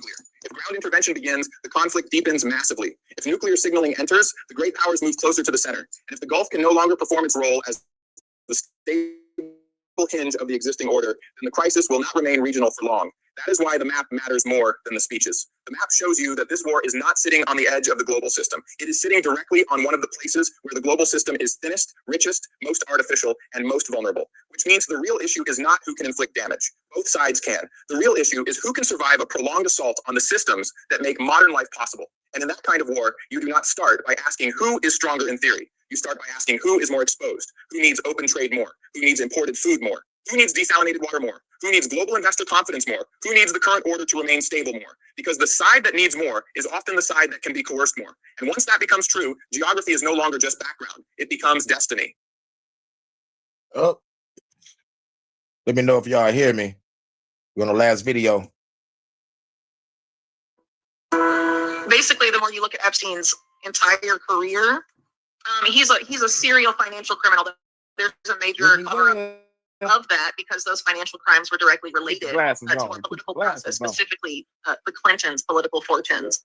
A lot of this has to do with Iran-Contra when it comes to Epstein. So in order to fully explain Iran-Contra, you have to go back a little bit before the Reagan administration, because it didn't just... And plus, I'm glad she brought up Contra, because I told the story of Contra. Just go to my video discussing Contra and the Panama Canal. I covered this shit.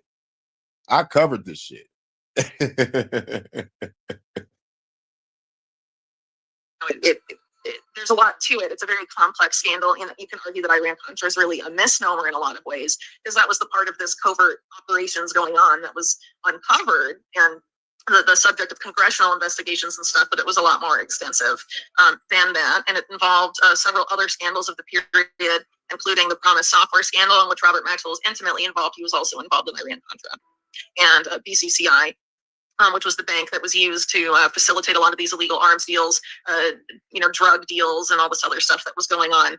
Not just under the the eye of people at the National Security Council and the Reagan administration and the CIA, but also a lot of involvement from Arkansas when Bill Clinton was governor, an ostensible Democrat. So you see the Clintons in the mix, very early on. So all of that stuff I really had to, spell out for people in a big way, and also talk about some of the other people in this orbit who before Epstein were just like Epstein, and just how, in these particular groups, just how pervasive it was, and how they used it to compromise people in Congress, or even people like the director of the FBI, as far back as the 40s. It's been a really long time of this being a major way of exerting political control in the United States. It doesn't really get talked about. Epstein, when you're looking at this stuff, isn't an anomaly at that point, because there's all these different people that did the same thing, and were also involved at the same time in significant financial crimes, major bankruptcies, money laundering, and just a slew of illegal activity. With the Ghislaine Maxwell trial, you have some more focus of their activities in the 1990s, but really when it comes to Epstein, the mainstream press won't go before the year 2000. They just won't. And that's significant. Even when it comes to people like Bill Gates, or Bill Clinton and Epstein, it always is, after the year 2000. And obviously Epstein had a very storied career, well before then, and in the broader network. The point is that Epstein had a support network because he was doing a bunch of illegal for decades, and he never got caught, and everyone knew what he was doing. In January 2020, you have someone like Cindy McCain, the wife of John McCain, saying, we all knew what Epstein was doing and no one went after him. And, there's not even like a direct McCain-Epstein tie. They just were sort of, in the elite. So they knew of him, but they weren't directly associating, Bill and Melinda Gates, right? This was really out in the open for a long time. So why was Epstein not prosecuted? Why was he allowed to get away with these crimes and a lot of the earlier crimes that I detail previously, prior to that period of time? In the book, why was he able to do that for so long and not be held accountable for anything?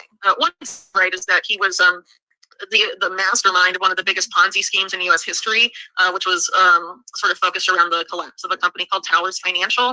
And the guy that took the fall for that, who was also intimately involved and founded Towers Financial and brought in Epstein with him, was a guy named Steve Hoppenberg. And Steve Hoppenberg, at a grand jury proceeding, related to the collapse of Towers Financial. The prosecutor basically painted a case with Hoffenberg confirming this, that Epstein was the mastermind. And then a couple months after, Epstein's name gets dropped from the case, and Hoffenberg takes all the fall. And after being named in a grand jury proceeding as the mastermind of one of the largest Ponzi schemes in U.S. history, he goes straight on and becomes a Clinton donor and starts becoming intimately involved in a lot of very controversial, like investigated by Congress and covered up to a significant degree, like very controversial fundraisers that are just totally insane when you get into it. But that tells you a lot about his connections. That's not just like an average guy, pulls off one of the biggest Ponzi schemes in the nation's history and then gets sent to the White House while the guy he planned it with gets sent to prison. You have to have some powerful connections there. And at that time, he's obviously already involved with Leslie Wexner. That started in the 1987, 1985, depending on who you believe. So there were obviously networks behind Epstein that allowed him to operate in that way, whether it's a financial crime or a crime scale, both of which he engaged in. So the point is, Epstein is gone, but that doesn't mean that support network is gone, right? And it doesn't mean that support system, that network, existed only when Epstein was operating in those, engaging in those activities that preceded him, right? So we need to understand that deeper power structure that enabled him to operate in that way, because whether someone else was engaged in the exact same activities or similar activities, the fact that power structure exists means that those activities are going to continue to go, and that people engaged in illegal activity will be, never held accountable. And we see that time and again with people linked to intelligence. The intelligence agencies haven't been held accountable for any crime really ever in their long and storied history of committing mass murder, or trafficking, arms, drugs, people, you name it.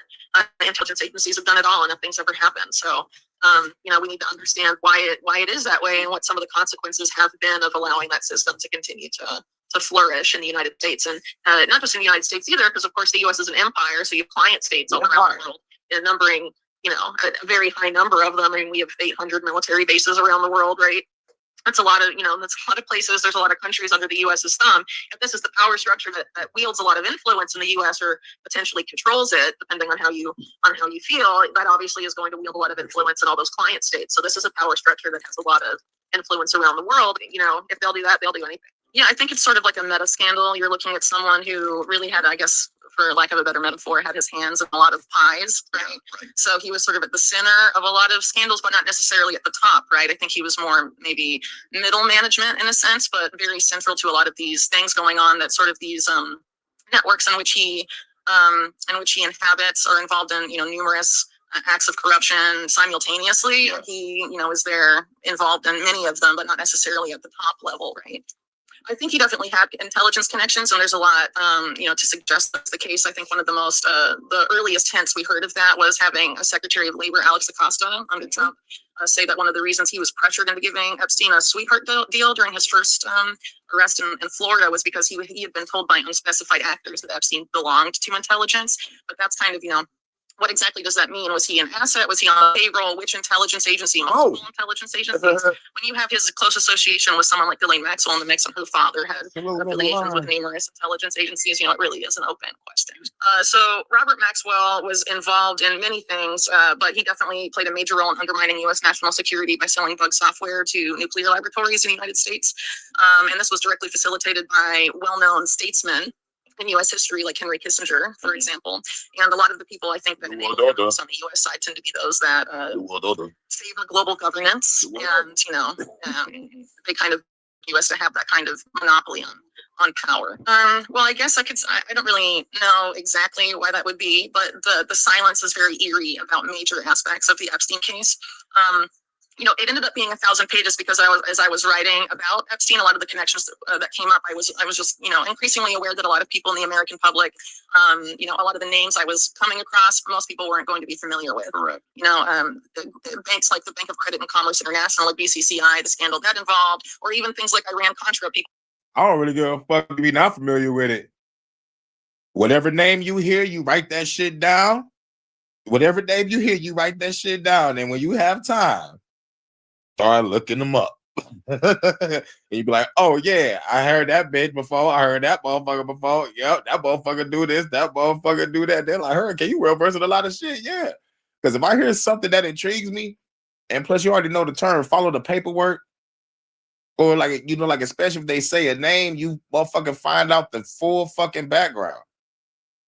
You know, and like, okay, with a lot of wow, you I don't see you doing nothing yet, but you a lot of motherfuckers. And some of the motherfuckers are there, your friends. You know, so it's judged by the company you keep, or you are the company you keep. You know how that game go. Yeah, it is. The name, but don't really know what it involves. So I figured I was going to have to go back, sort of explain that to people. So that of context is a volume. I'm glad she up on Contra. I talk about it more than 3 or 4 different occasions. Sometimes I bring up Contra on the JVJ network. Sometimes JVJ brings up Contra on the JVJ network. Fought for this country. Shouts out to JVJ. We already know what it is. We talked about Contra and other history on what America has done to a whole bunch of countries. Get your history. And if you don't history,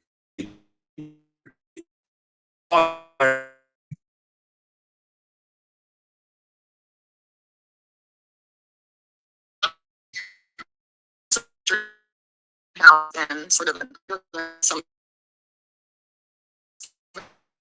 sorts of networks in which Epstein was inhabiting that type of practice. Actually, minors for those purposes was actually disturbingly common. So Epstein starts to look less and less of it.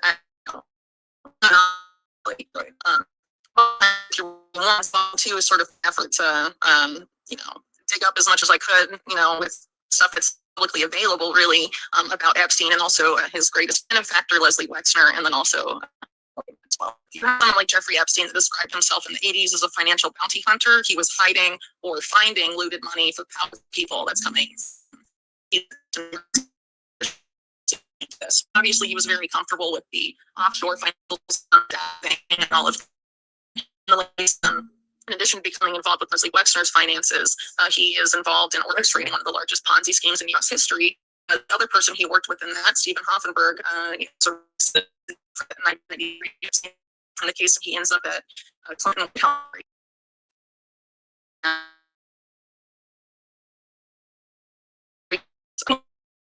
And this makes a brief appearance in Vince Foster's quote-unquote suicide note.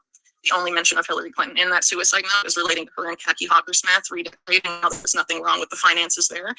If you're, listeners are familiar with the Vince Foster situation and how Hillary Clinton and her office was involved in finding the suicide note when there was nothing in the briefcase and all of that later. It's very interesting. The only mention of her name would be in trying to absolve that particular fundraiser of any wrongdoing, which was Foster's responsibility, and that's Jeffrey Epstein's, one of his first interactions with the White House. There's a picture of him shaking hands with Bill Clinton at that fundraiser donor reception, and I did not have sexual relations with that woman. Well, you're going to have sexual relations with her and a whole bunch of kids on my island, and if you don't, I'm going to tell everybody what you did last week, and I'm gonna put a with a blue dress on to confirm that you did the shit. Oh, come on. Come on, Epstein. Come on, man. What can I do? Nothing. I got you. Now go enjoy your last days as president of the United States. They're about to bring in George Bush. What? How do you know that? Bitch, I'm Jeffrey Epstein, bitch. Oh, damn. I wonder what Hillary will think. Oh,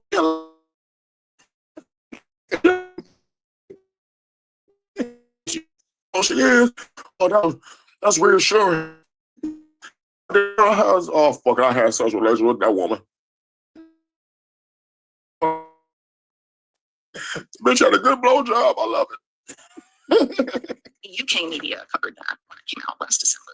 I think the official story is just, but it's fucked up because, like, yo, man. This nigga connected with some Russian billionaires and some scientists and transhumanism. This shit is wild. Shit is fucking wild. They're just like he had multiple hands in this. And this other shit we talked about is just a compared to the big shit like crypto and transhumanism. That shit is wild. It's crazy. personally because, you know, he was a tall guy. He's supposed to have hung himself. Exactly. That was the shit that got me. I'm like, showing the what? That was one.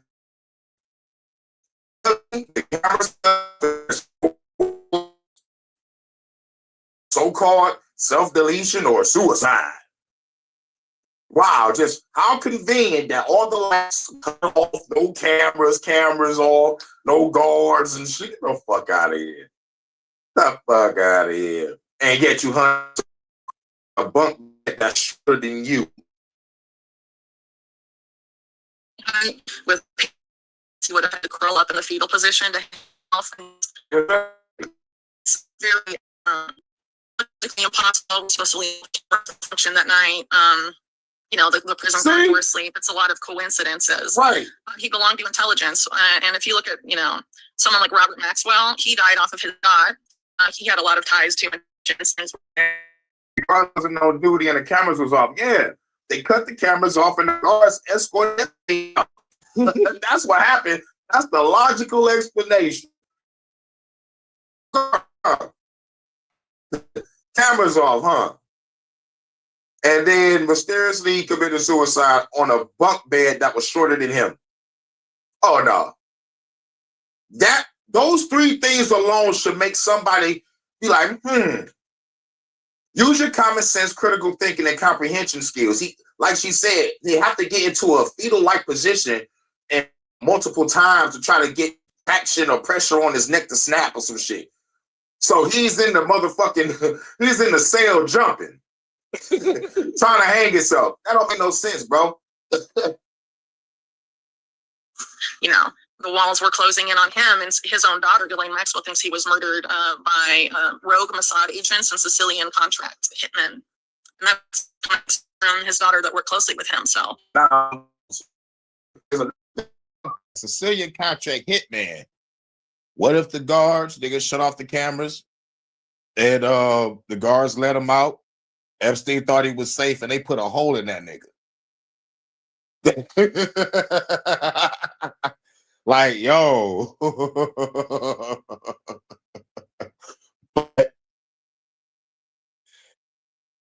I gotta say this part.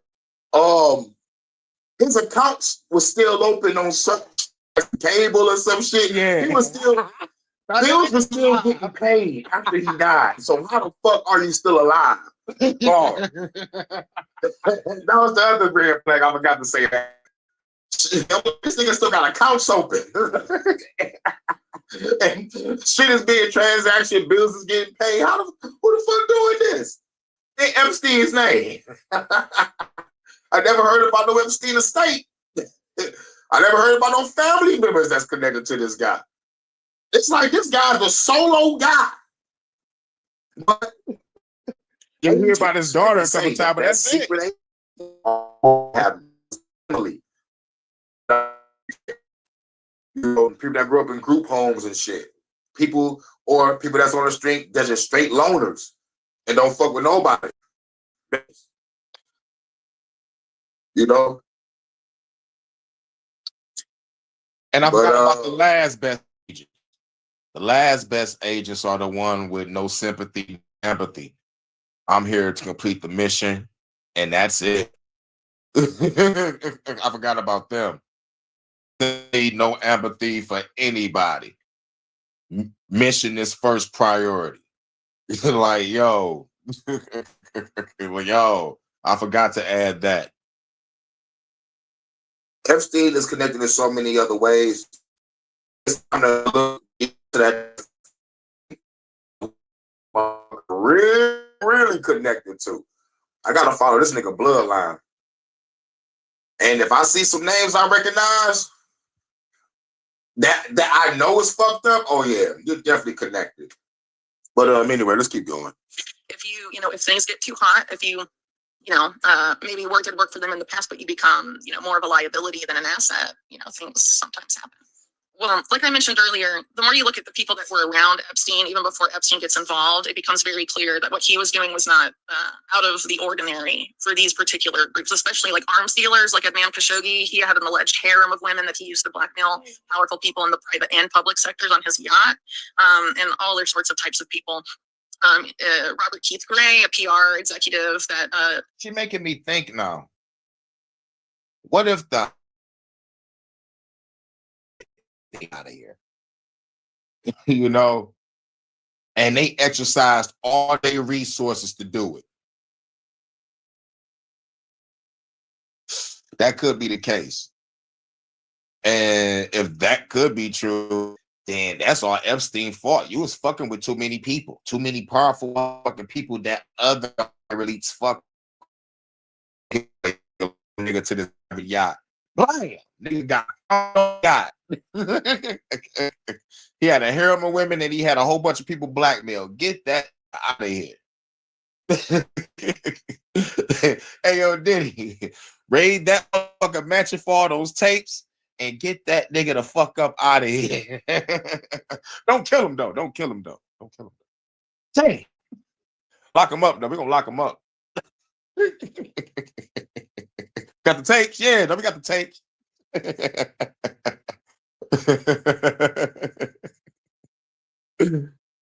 Who the fuck did Epstein piss off? But anyway, but no, that motherfucker alive, because I just got done saying, nigga, you supposed to be dead. All your accounts supposed to be closed. Who's paying your bills?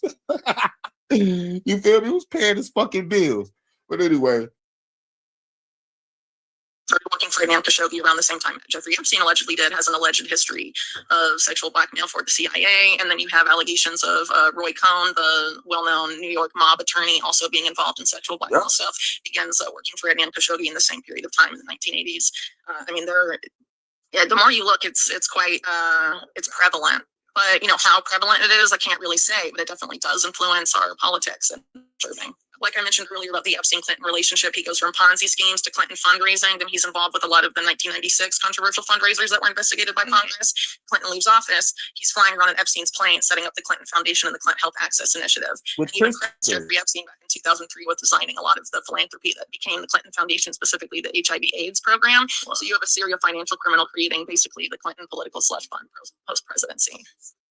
Yep. Chris Tucker was on those planes too. Come on, man. Stop bringing that up, man. Oh, dog. Hey, Smokey back here flying with Epstein. Smokey. Smokey. Nigga flying with Epstein. All right, now, let's end it with a palate cleanser, y'all. Give it up. Put your hands together for the late George Carlin.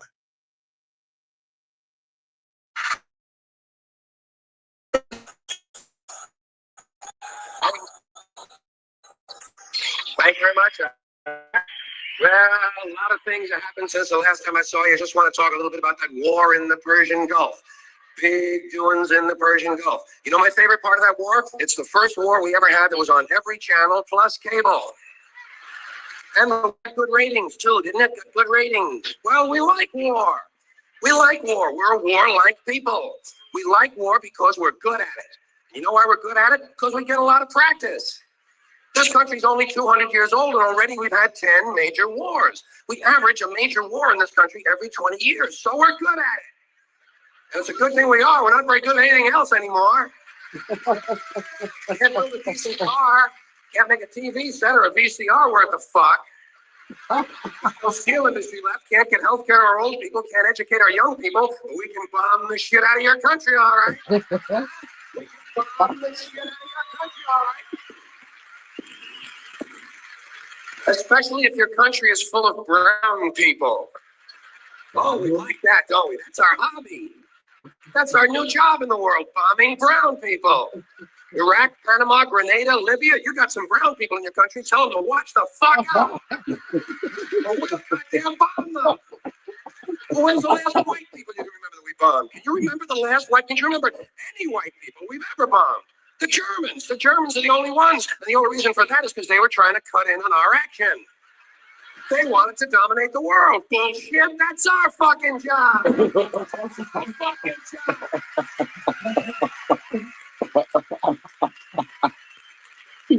Now we only bomb brown people. Not because they're trying to cut in on our action, just because they're brown.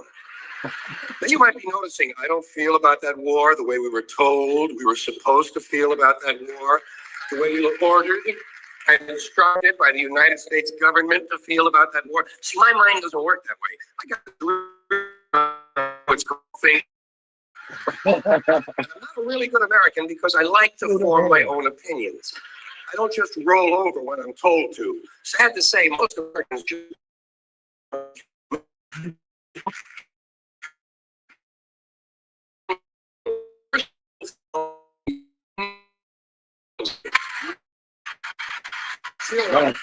Right. Let me know if y'all hear me, because I think my shit fucking up. Hold on. What up, though, everybody? What's good? All right, cool. Like, I think we straight. I think y'all can hear me, right? I think y'all can hear me clearly. You know, it's like no matter if I'm on YouTube live or this goddamn stream, y'all, they want to fuck with me. I'm trying to give everybody a palate cleanser on some shit that's still fucking relevant to this day. George motherfucking Carlin. You feel me? Salute. You know what it is. And plus after this, we're going to get up out of here.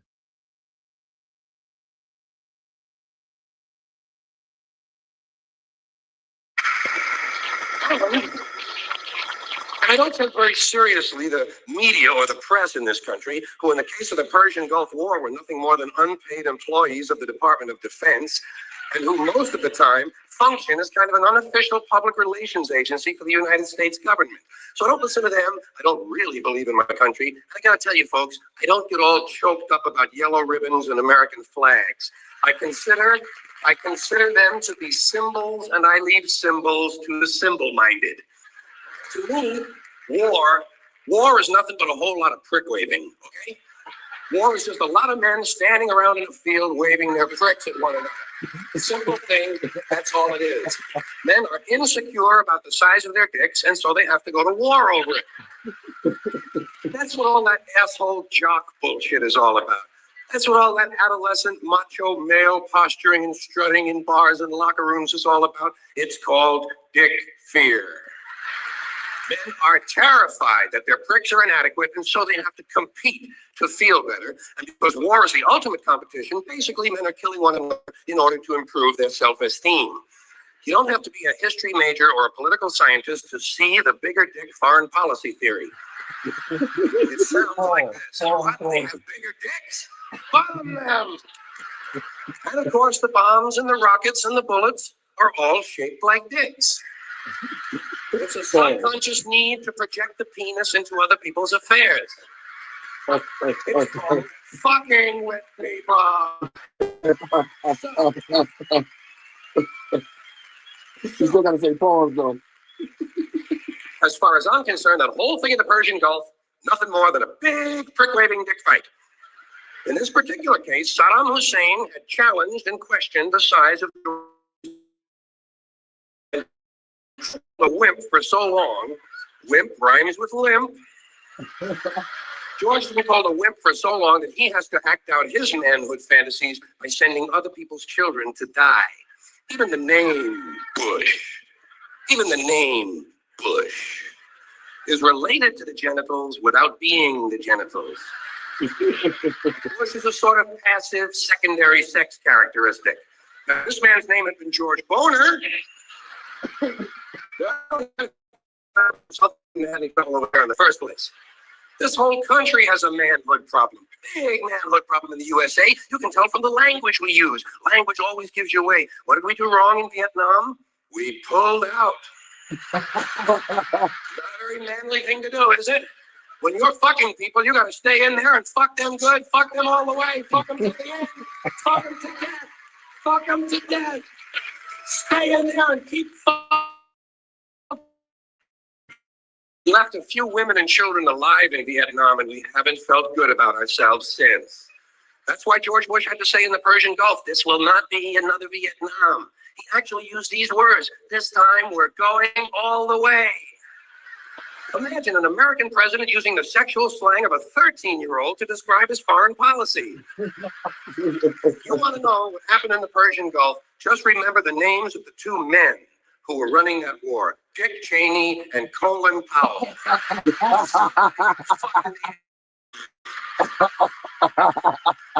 Thank you. Now, obviously, that doesn't include this audience. You seem intelligent and perceptive, but the rest of them, holy jumping fucking shitballs. Dumber than a second coat of paint. And this ain't just ranting and raving. This ain't just blowing off steam. I got a little evidence to support my claim. It just seems to me that only a really low IQ population could have taken this beautiful continent, this magnificent American landscape that we inherited. Well, actually, we stole it from the Mexicans and the Indians, but hey, it was nice when we stole it. It looked pretty good. It was pristine. Paradise. Have you seen it lately? Have you taken a good look at it lately? It's fucking embarrassing.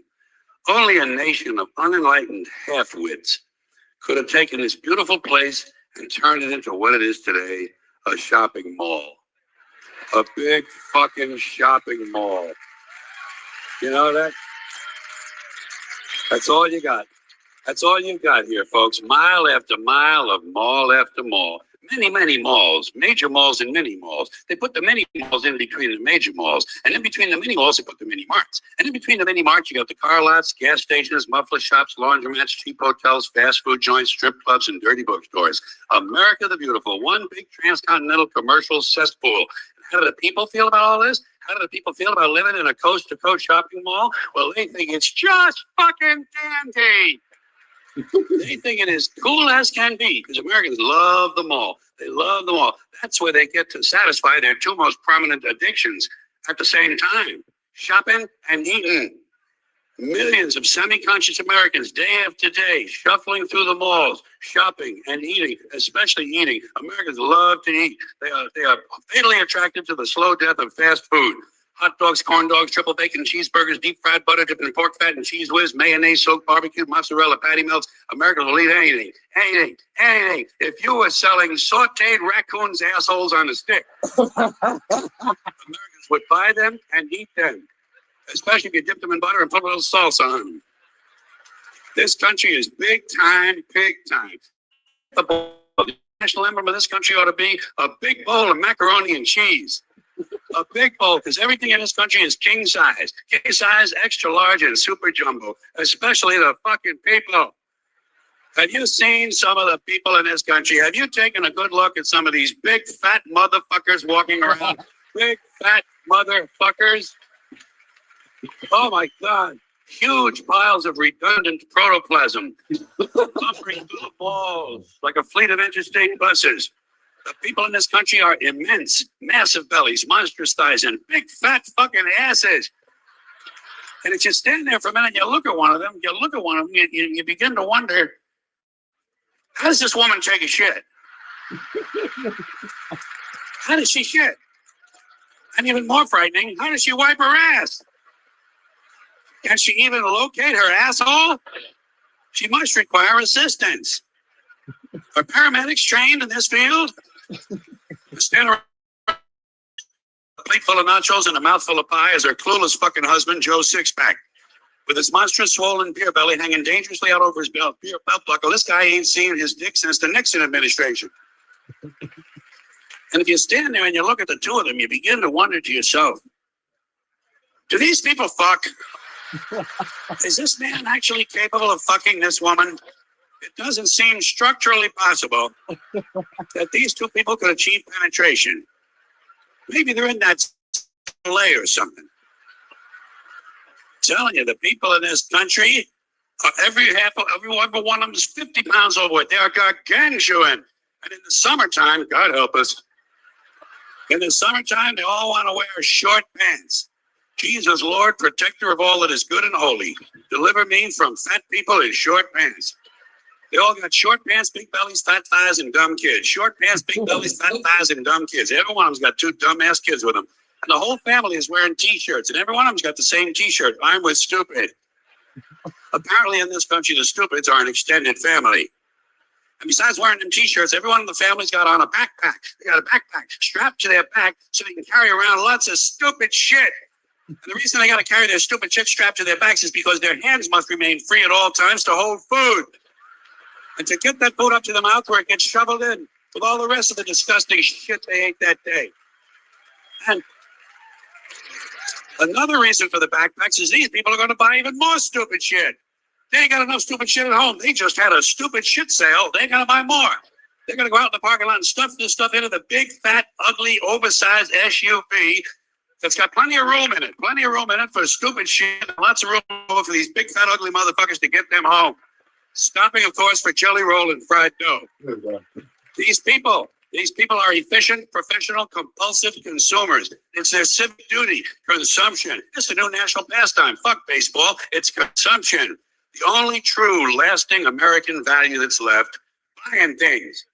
Buying things. People spending money they don't have on things they don't need. Money they don't have on things they don't need. So they can max out their credit cards and spend the rest of their lives paying 18% interest on something that costs $12.50. And they didn't like it when they got it home anyway.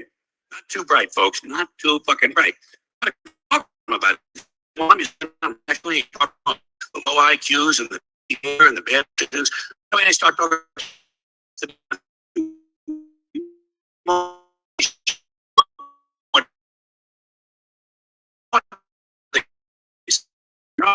All of that, and the kids still can't pass.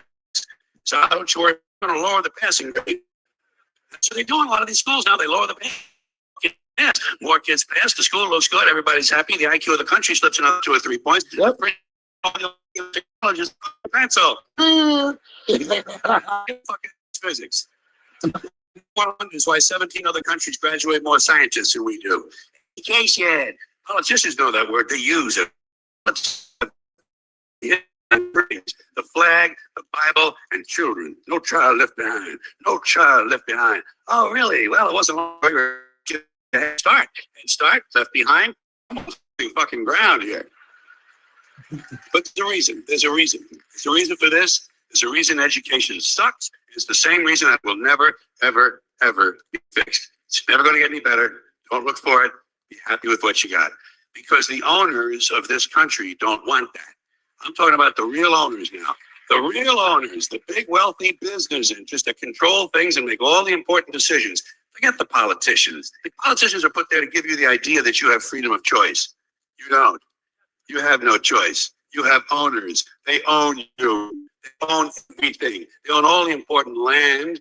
They own and control the corporations. They've long since paid for the Senate, the Congress, the state houses, the city halls. They got the judges in their back pockets, and they own all the big media companies, so they control just about all of the news and information you get to hear. They got you by the balls.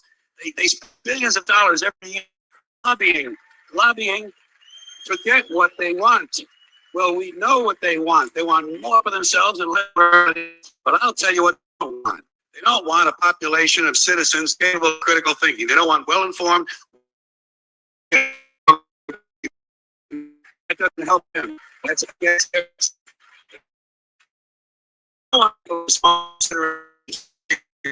They fucked threw them overboard 30 years. They want that. You know what they want? They want obedient workers. Obedient workers. People who are just smart enough to run the machines and do the paperwork and just dumb enough to passively accept all these increasingly shittier jobs with the lower pay, the longer hours, the reduced benefits, the end of overtime, and the vanishing pension that disappears the minute you go to collect it. And now they're coming for your Social Security money. They want your fucking retirement money. They want it back so they can give it to their criminal friends on Wall Street. You know something? They'll get it. They'll get it all from you sooner or later because they own this fucking place. It's a big club. And you ain't in it. You and I are not in the big club. By the way, it's the same big club they used to beat you over the head with all day long when they tell you what to believe. All day long, beating you over the head in their media, telling you what to believe, what to think, and what to buy. The table is tilted, folks. The game is rigged. And nobody seems to notice. Nobody seems to care. Good, honest, hardworking people, white collar, blue collar, doesn't matter what color shirt you have on. Good, honest, hardworking people continue. These are people of modest means. Continue to elect these rich cocksuckers who don't give a fuck about them. They don't give a fuck about you. They don't give a fuck about you. They don't care about you at all. At all. At all. You know? And nobody seems to notice, nobody seems to care. That's what the owners count on, the fact that Americans will probably remain willfully ignorant of the big red, white, and blue dick that's being jammed up their assholes every day. Because the owners of this country know the truth. It's called the American dream, because you have to be asleep to believe it. That's George Carlin. I think we're going to end all the news segments with George Carlin on the on the HHNs. I think we should always end it with George. Yeah, because he start off war. We over there right now. But shout out to everybody. I'm gonna catch y'all in a minute. What time is it? Yeah, 4:45. Geez. So that means 9:45 in the UK. Much love to my guy that's Vonta, UK correspondent. You already know what it is.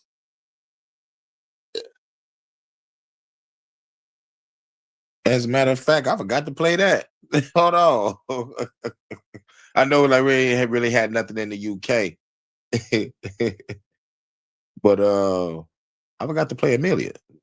Hold on, let's play that. Hi, I'm Amelia.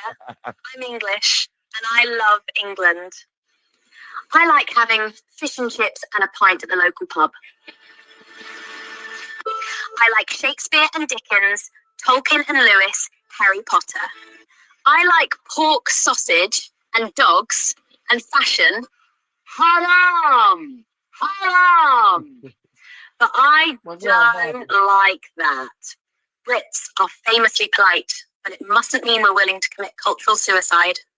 Our institutions, the Church of England, the BBC, are a bunch of queers and nonces. How the bloody hell did we go from Churchill to you git? Sadiq Khan, the mayor? This is London, mate, not Afghanistan. Or Star Wars. Our government won't even protect our schoolgirls from grooming gangs. Sod off, wankers! The police won't help. They're too busy confiscating garden tools and suppressing free speech. That's right, miss. What have I done, officer? You've tweeted rudely and you're under arrest. Curry is fine, but we have several recipes already. There are 50 Islamic nations in the world. Muslims don't need to be on our island. They want to conquer it. The government says it must be this way. That doesn't make it right, does it, Robin Hood? These dragons that threaten our England won't go away unless brave knights rise up to slay them. Or did all the British bloodlines with any bollocks get killed off in World Wars I and II? Englishmen, it's your country and it's being taken from you. Chav, posh? Doesn't matter. We're already all in this together. I don't want this to be the future of the women of England, and I'm sure the women of Iran and Afghanistan didn't want it either. Your ancestors beat the Spanish Armada, Napoleon, and the Nazis. Surely you can handle welfare tourists. History will record what you do or don't do. Get cracking, lads. Love, Amelia. But we still gotta do this one. This is gonna be the last one to do we out. Forgot about this. What do you do for a living? I forgot about this too. The Matrix is a system, That system is full of degenerates. When you're inside, you look around, what do you see? Businessmen, teachers, carpenters, the very minds of the people we are trying to save. But until we do, these people are still a part of the woke system, and that makes them our enemy. You have to understand, most of these people are not ready to pick up a biology textbook. And many of them are so inert, so hopelessly dependent on their pronouns that they will fight to protect it. Were you listening to me, Neo? Or were you looking at the dude in the red dress? Dude? Again.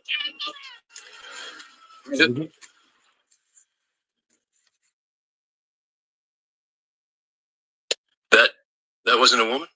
No. It's another training program designed to teach you one thing. If you are not one of us, you might marry one of them. What are they? Transformers.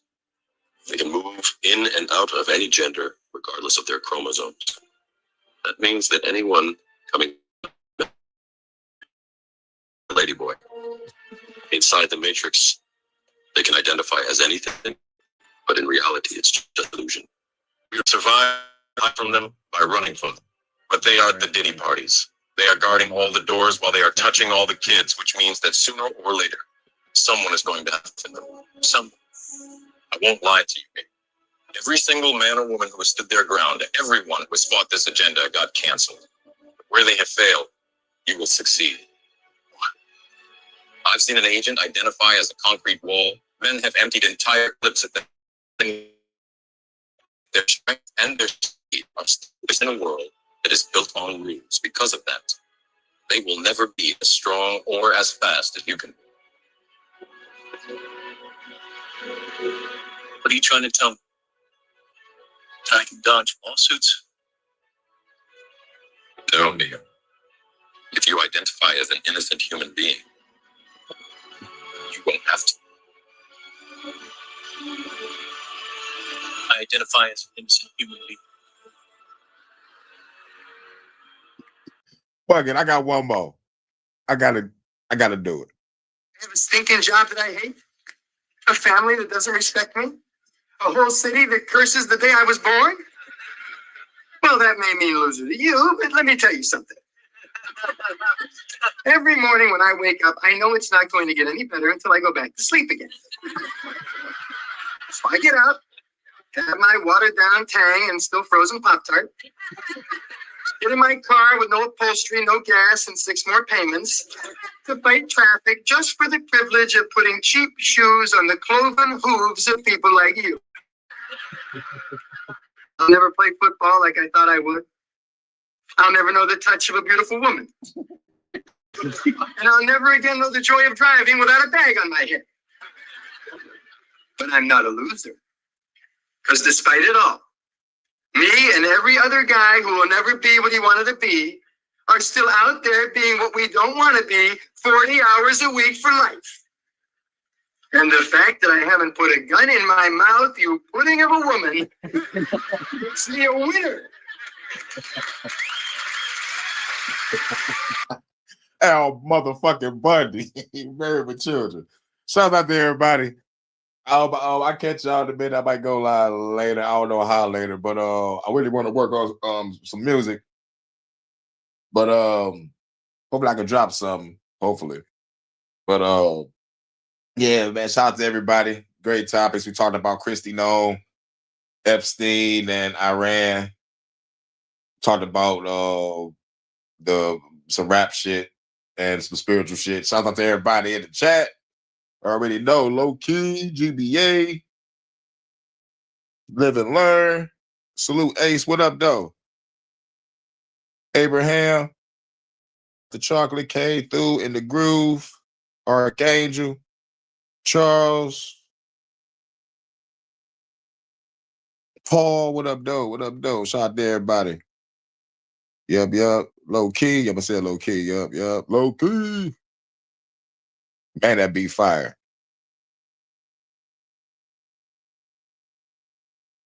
But shout out to everybody that's gonna watch on the playback. I got some new subs too. Shouts out to the new people. You know, I think it's because of the motherfucking YouTube shorts I was making and shit. I'm going out the government like a motherfucker. God, Demiurge, Archives. I love how the anime look because I'm a big fan of it. I'm like, oh yeah. Oh yeah, I'll definitely be making shit just like how I motherfucker saw it. But yeah. That shit pretty cool. I think what else I got? Yeah, just working on some music. I might go live and probably do some Resident Evil. I might probably game with some Resident Evil later. And oh yeah, Google. Check y'all Googles. Make sure y'all Googles are straight. You know what I'm saying? I don't know if they scan and shit, but like they erase people's Googles now. So like be careful, make sure y'all shit ain't going to junk folders when you send people messages or they send you or you send them or whatever. Just check y'all shit. All right. And yeah, check your Google, check your Gmail. Please check your Gmail. Check your Gmail. But anyway, shout out to everybody. I'll catch y'all in a minute. You know, like they fuck YouTube for kicking me out my shit. You know, it's crazy how motherfuckers can just be live for hours with no problems. But as soon as I come online talking truth, you know, and my signal is all good for my shit to be fucking up like this is crazy. I got like nice clear skies over here in Detroit. It's real fucking nice out here. I think it's damn near 70. I'm not really sure. Real fucking nice out there. But yeah, and like, you know, and like plus I'm by the phone store that I pay my shit for, and I'm by a whole bunch of radio towers. But I already say like they got the fucking drones flying around. That's motherfucking cataloging our data, and it's stronger than the motherfucking cell phone tower signal for some reason. And like that, so like what's going on is they motherfucking tampering with our fucking data, and the shit probably blocks out the signal of the shit. It's called an ODIT drone. There's another drone called something, I think Pegasus or some shit. I know I covered 2 different type of drones on the HHN. And but yeah, fuck it. But everybody else can motherfucking be live all day. No problem. You know what I'm saying? Hours though, no problem. But I get kicked out, my chat get frozen. There are symbols next to y'all fucking comments and shit. Like, fuck out of here. Nigga, I know I'm being watched. But all I gotta say is bring that shit to my doorstep and watch your head get blowed off. And I'm going out like a goddamn G. For real, y'all better have a SWAT team with y'all, because I'm not leaving this bitch alive. But best believe there's going to be more casualties on y'all end. Fuck it with me.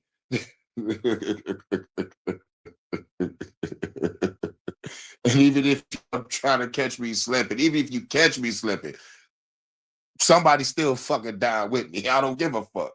It is what it is. Motherfucker just gotta be prepared. Motherfucker, like, be prepared to die. Just be prepared to die. Fuck with me. Like, you know, like for real. It's like want to put the peace of mind and meditation. Destroy interrupting them. Or his brain. Like, oh no. He's a god of destruction. You don't know the place. But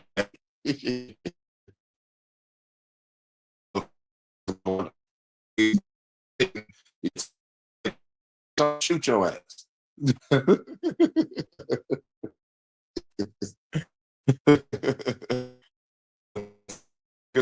Up, do my time, get the fuck out, and get back to the fucking YouTube, or go back to fucking sleep, or go back to resting because motherfuckers want to fuck with my rest.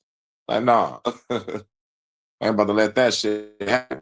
Right before rest, my foundation will be set, and so I can come back, check on everything, leave back out, come back, check on everything. You know what I'm saying? I need to, you know, like I need to have my shit established here first. Then go get some rest, open up that coffee shop. Hey, Vonta. And shit, it's chill. You know, then revolution. It's time. It's time. It's time. It's Vader time. That's old school. Vader. Vader. But anyway, shouts out to everybody in the chat, everybody, Ace, Abraham, Live and Learn, GBA, Dr. Chocolate, Low Key, In the Groove, Yo Daniel. Who else was here? And Paul. Yep.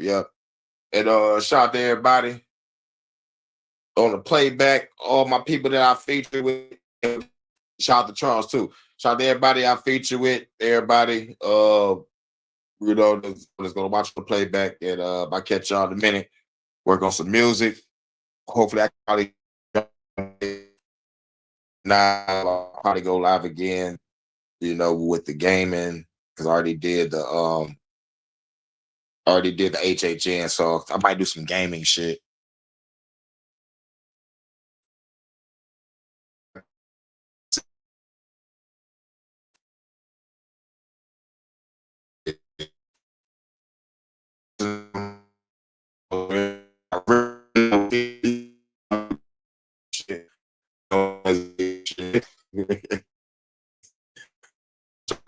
I catch y'all in a minute. The HHN report, you know how we ended. Mic check. I walk around, I take down about these claim to be the best rapper. I have to show the motherfuckers what I'm after. I'm after that beat after that. Her and G packs. Bang, bang. It's special. You can't correspond it. Jaya, we out. Peace.